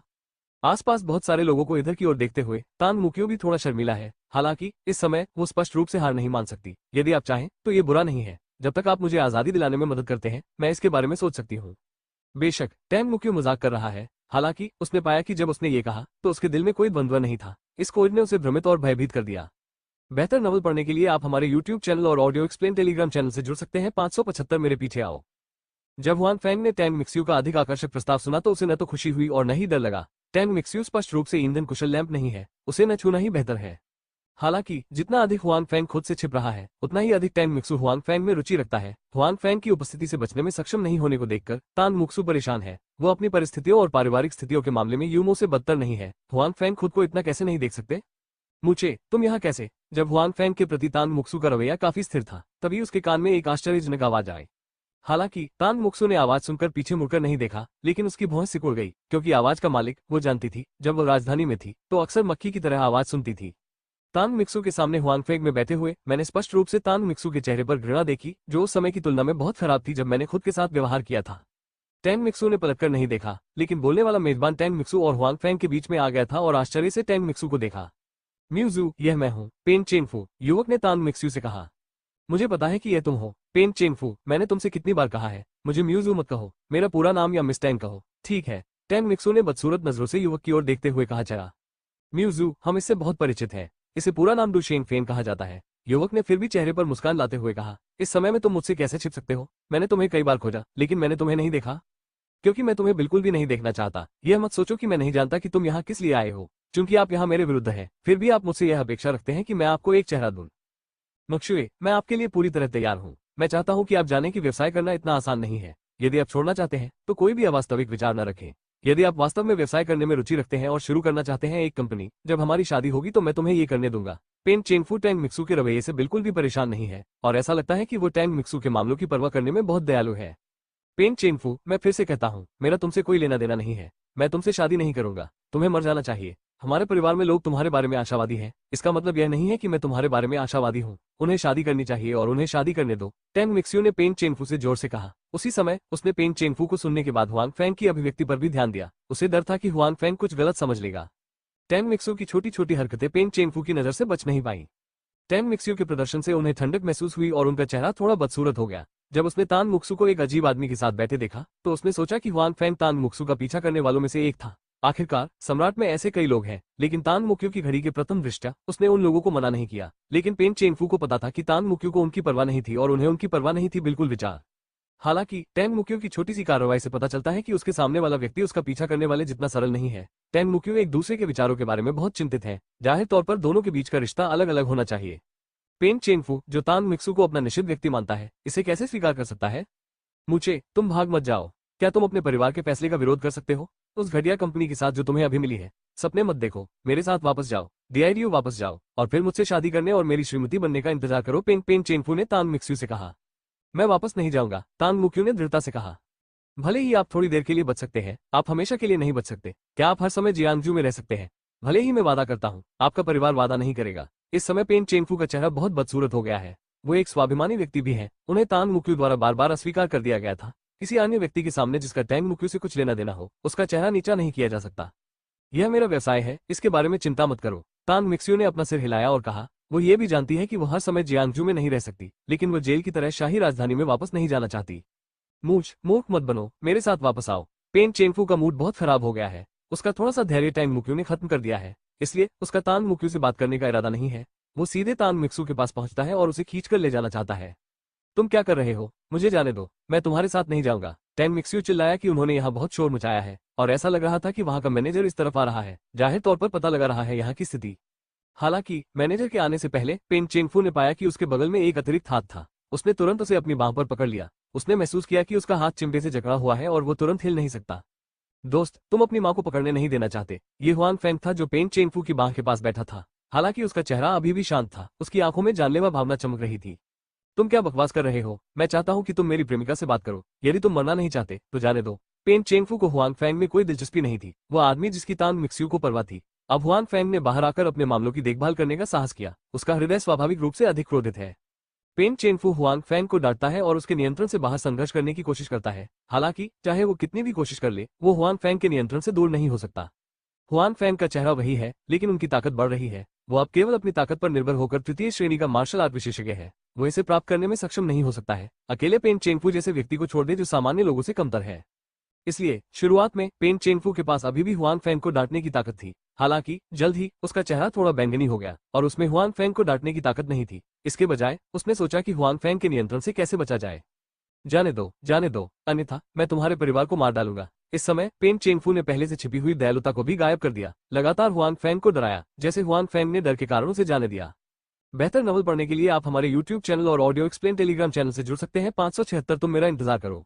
अपनी बाह में दर्द के कारण पेन चेनफू के पास तांग मिक्स्यू को पकड़ने की ताकत नहीं है। टैंग मिक्स्यू के नियंत्रण से बाहर निकलने के बाद वो अपनी कलाइयों को रगड़ता है और हुआन फैंग की तरफ चलता है। वो स्पष्ट रूप से हुआन फैंग के साथ खड़ा होना चाहता है। उनका पेन चेनफू के लिए वकालत करने का कोई इरादा नहीं है। इस स्थिति को देखकर पेन चेनफू की आंखें फटने वाली हैं। उनकी राय में तांग मिक्स्यू खुद को धोखा दे रही है और बाहर जंगली पुरुषों के साथ खेल रही है, जिससे पेन चेनफू क्रोधित हो जाती है। तुम कुत्ते, आदमी और औरतें, जब तांग मिक्स्यू, जो कि शाही राजधानी की एक प्रसिद्ध महिला भी है, को जियांगजू जैसी छोटी जगह में ऐसा कमजोर आदमी मिलता है तो क्या तुम शर्माते नहीं हो? क्या तुम अंधे हो? मैं कहां से तुलना कर सकता हूं इतना कमजोर? पेन चेनफू तांग मिक्स्यू पर चिल्लाया। मेरी नजर में तुम मौत का इंतजार कर रहे एक पतंगे हो। तुम्हारी और हुआन फैंग की तुलना करने का कोई तरीका नहीं है, टैंग मिक्स्यू ने निर्दयता से कहा। तुम बकवास हो, तुम्हें देखो, तुम एक गरीब आदमी हो, तुम्हारा पूरा शरीर 10,000 से अधिक बनता है, तुम ऐसे व्यक्ति को देख सकते हो? टैंग मिक्स्यू, तुम सच में अंधे हो, पेन चेनफू ने पागलपन से कहा। यदि हुआन फैंग उसके समान स्तर का व्यक्ति है तो ये ठीक है। मुख्य बात यह है कि हुआन फैंग अति अमीर दूसरी पीढ़ी या आधिकारिक दूसरी पीढ़ी नहीं है। वो ऐसे व्यक्ति से हारने को तैयार नहीं है। बेशक पेन चेनफू को नहीं लगता कि वो हार गया है। भले ही तान मुक्सू अब हुआन फैंग के लिए बात कर रही हो, लेकिन जब तक उसने तान मुक्सू के परिवार से निपटा है, तान मुक्सू केवल खुद से शादी कर सकती है, भले ही वो न चाहे करने के लिए, और यह बिल्कुल बेकार है। वो तुमसे बेहतर है, टैंग मुक्यू ने बिना किसी कमजोरी के कहा। उसे बार बार आमने सामने से नीची दृष्टि से देखा जाता था। भले ही हुआन फैंग का स्वभाव अच्छा था, फिर भी वो बहुत परेशान था। इसलिए उसने अब दया नहीं दिखाई और अपना हाथ जोर से रख दिया। तभी पेन चेनफू ने अचानक सुअर जैसी चीख निकाली। पेन चेनफू को उम्मीद नहीं थी कि हुआन फैंग की ताकत इतनी महान होगी। उस पर इतना बड़ा अपराध कब हुआ? हुआन फैंग को धमकी देने का कोई फायदा नहीं है। वो दया की भीख मांगना चाहता है। हालांकि जब वो अपने बगल में टैंग मिक्स्यू को देखता है तो वह झिझकता है। यदि वो तांग मिक्स्यू के सामने हुआन फैंग से दया मांगता है तो उसे तांग मिक्स्यू और हुआन फैंग का सामना करना पड़ेगा। इसके अलावा पेन चेनफू ने मैनेजर को भी यहाँ आते देखा। वो बहुत खुश है। अगर किसी ने उसे मना कर दिया तो हुआन फैंग कोई बड़ी बात करने की हिम्मत नहीं करेगा। जब वो मुसीबत से बाहर निकलेगा तो उसे ये देखना होगा कि उससे कैसे निपटना है। इसलिए पेन चेनफू रोया और प्रार्थना की कि प्रबंधक जल्दी आ जाए। हालांकि उसकी प्रार्थना बेकार लगती है। मैनेजर को नहीं पता कि क्या हो रहा है। वो धीरे धीरे चलता है। ज्यादा दूरी तो नहीं है, लेकिन इतने दिनों से वो नहीं आया। पेन चेनफू वास्तव में दूसरे की नाक की ओर इशारा करके पूछना चाहता है, क्या आप घोंघा है? यहाँ तक कि घोंघे भी आपसे तेज हैं। बेशक वो प्रबंधक कोई घोंघा नहीं है, बल्कि एक व्यक्ति है जो जियांगजू का एक सामान्य स्थानीय निवासी है। जब पेन चेनफू ने हुआन फैंग पर भद्दी हंसी उड़ाई तो उसने अपने शब्दों में जियांगजू को तुच्छ समझा। इसलिए हालांकि प्रबंधक अब अपने काम और जिम्मेदारी के रास्ते में है, उसे विवाद को मनाना होगा। हालांकि उन्हें इस बात से कोई आपत्ति नहीं है कि पेन चेनफू ने अधिक सीखा है, इसलिए चलने की गति स्वाभाविक रूप से तेज नहीं है। देवियों और सज्जनों, यह एक सार्वजनिक स्थान है। यदि आपके बीच कोई विवाद है तो आप उन्हें सुलझाने के लिए अन्य स्थानों पर जा सकते हैं। मुझे आशा है कि आप हमारे काम को प्रभावित नहीं करेंगे। धीरे चलो तो भी दूरी बहुत कम है। कैफे का मैनेजर आखिरकार हुआन फैंग के कई लोगों के पक्ष में आया। जब प्रबंधक ने उसे मनाना शुरू किया तो पेन चेनफू हुआन फैंग द्वारा लगभग बेहोश हो गया था। हालांकि उनका विश्वास समर्थन करने में था, इसलिए उन्होंने कभी दया की भीख नहीं मांगी। अब मैनेजर की बातें सुनने के बाद वो लगभग रो पड़ा। आप आखिरकार यहाँ है, पेन चेनफू ने मन ही मन मैनेजर से कहा। ठीक, कोई समस्या नहीं, हुआन फैंग ने खुशी से कहा। जब पेन चेनफू ने सोचा कि वो आखिरकार हुआन फैंग के नियंत्रण से छुटकारा पाने जा रहा है तो वो पहले से ही सोच रहा था कि उसे पहली बार छोड़ना होगा और फिर हुआन फैंग को सुधारने के लिए सभी प्रकार के रिश्तों को ढूंढना होगा। लेकिन हुआन फैंग ने पहले ही उसे बाहर खींच लिया था और उसे रिहा करने का उसका कोई इरादा नहीं था। कॉफी शॉप मैनेजर, जो पेन चेनफू के मूल जीवन का उद्धार करता था, ने हुआन फैंग के कई लोगों को मुस्कुराते हुए देखा और चला गया। उनका इरादा उन्हें मनाने का कतई नहीं था। पेन चेनफू अंततः हताश है। वो जानता है कि वो खुद को बचाने के लिए दूसरों पर निर्भर रहना चाहता है, जो असंभव है। हुआन फैंग के बगल में तांग मिक्स्यू शुरू से अंत तक मुस्कुराहट के साथ खुद को प्रताड़ित देखता है। हुआन फैंग, कृपया मुझे जाने दो, पेन चेन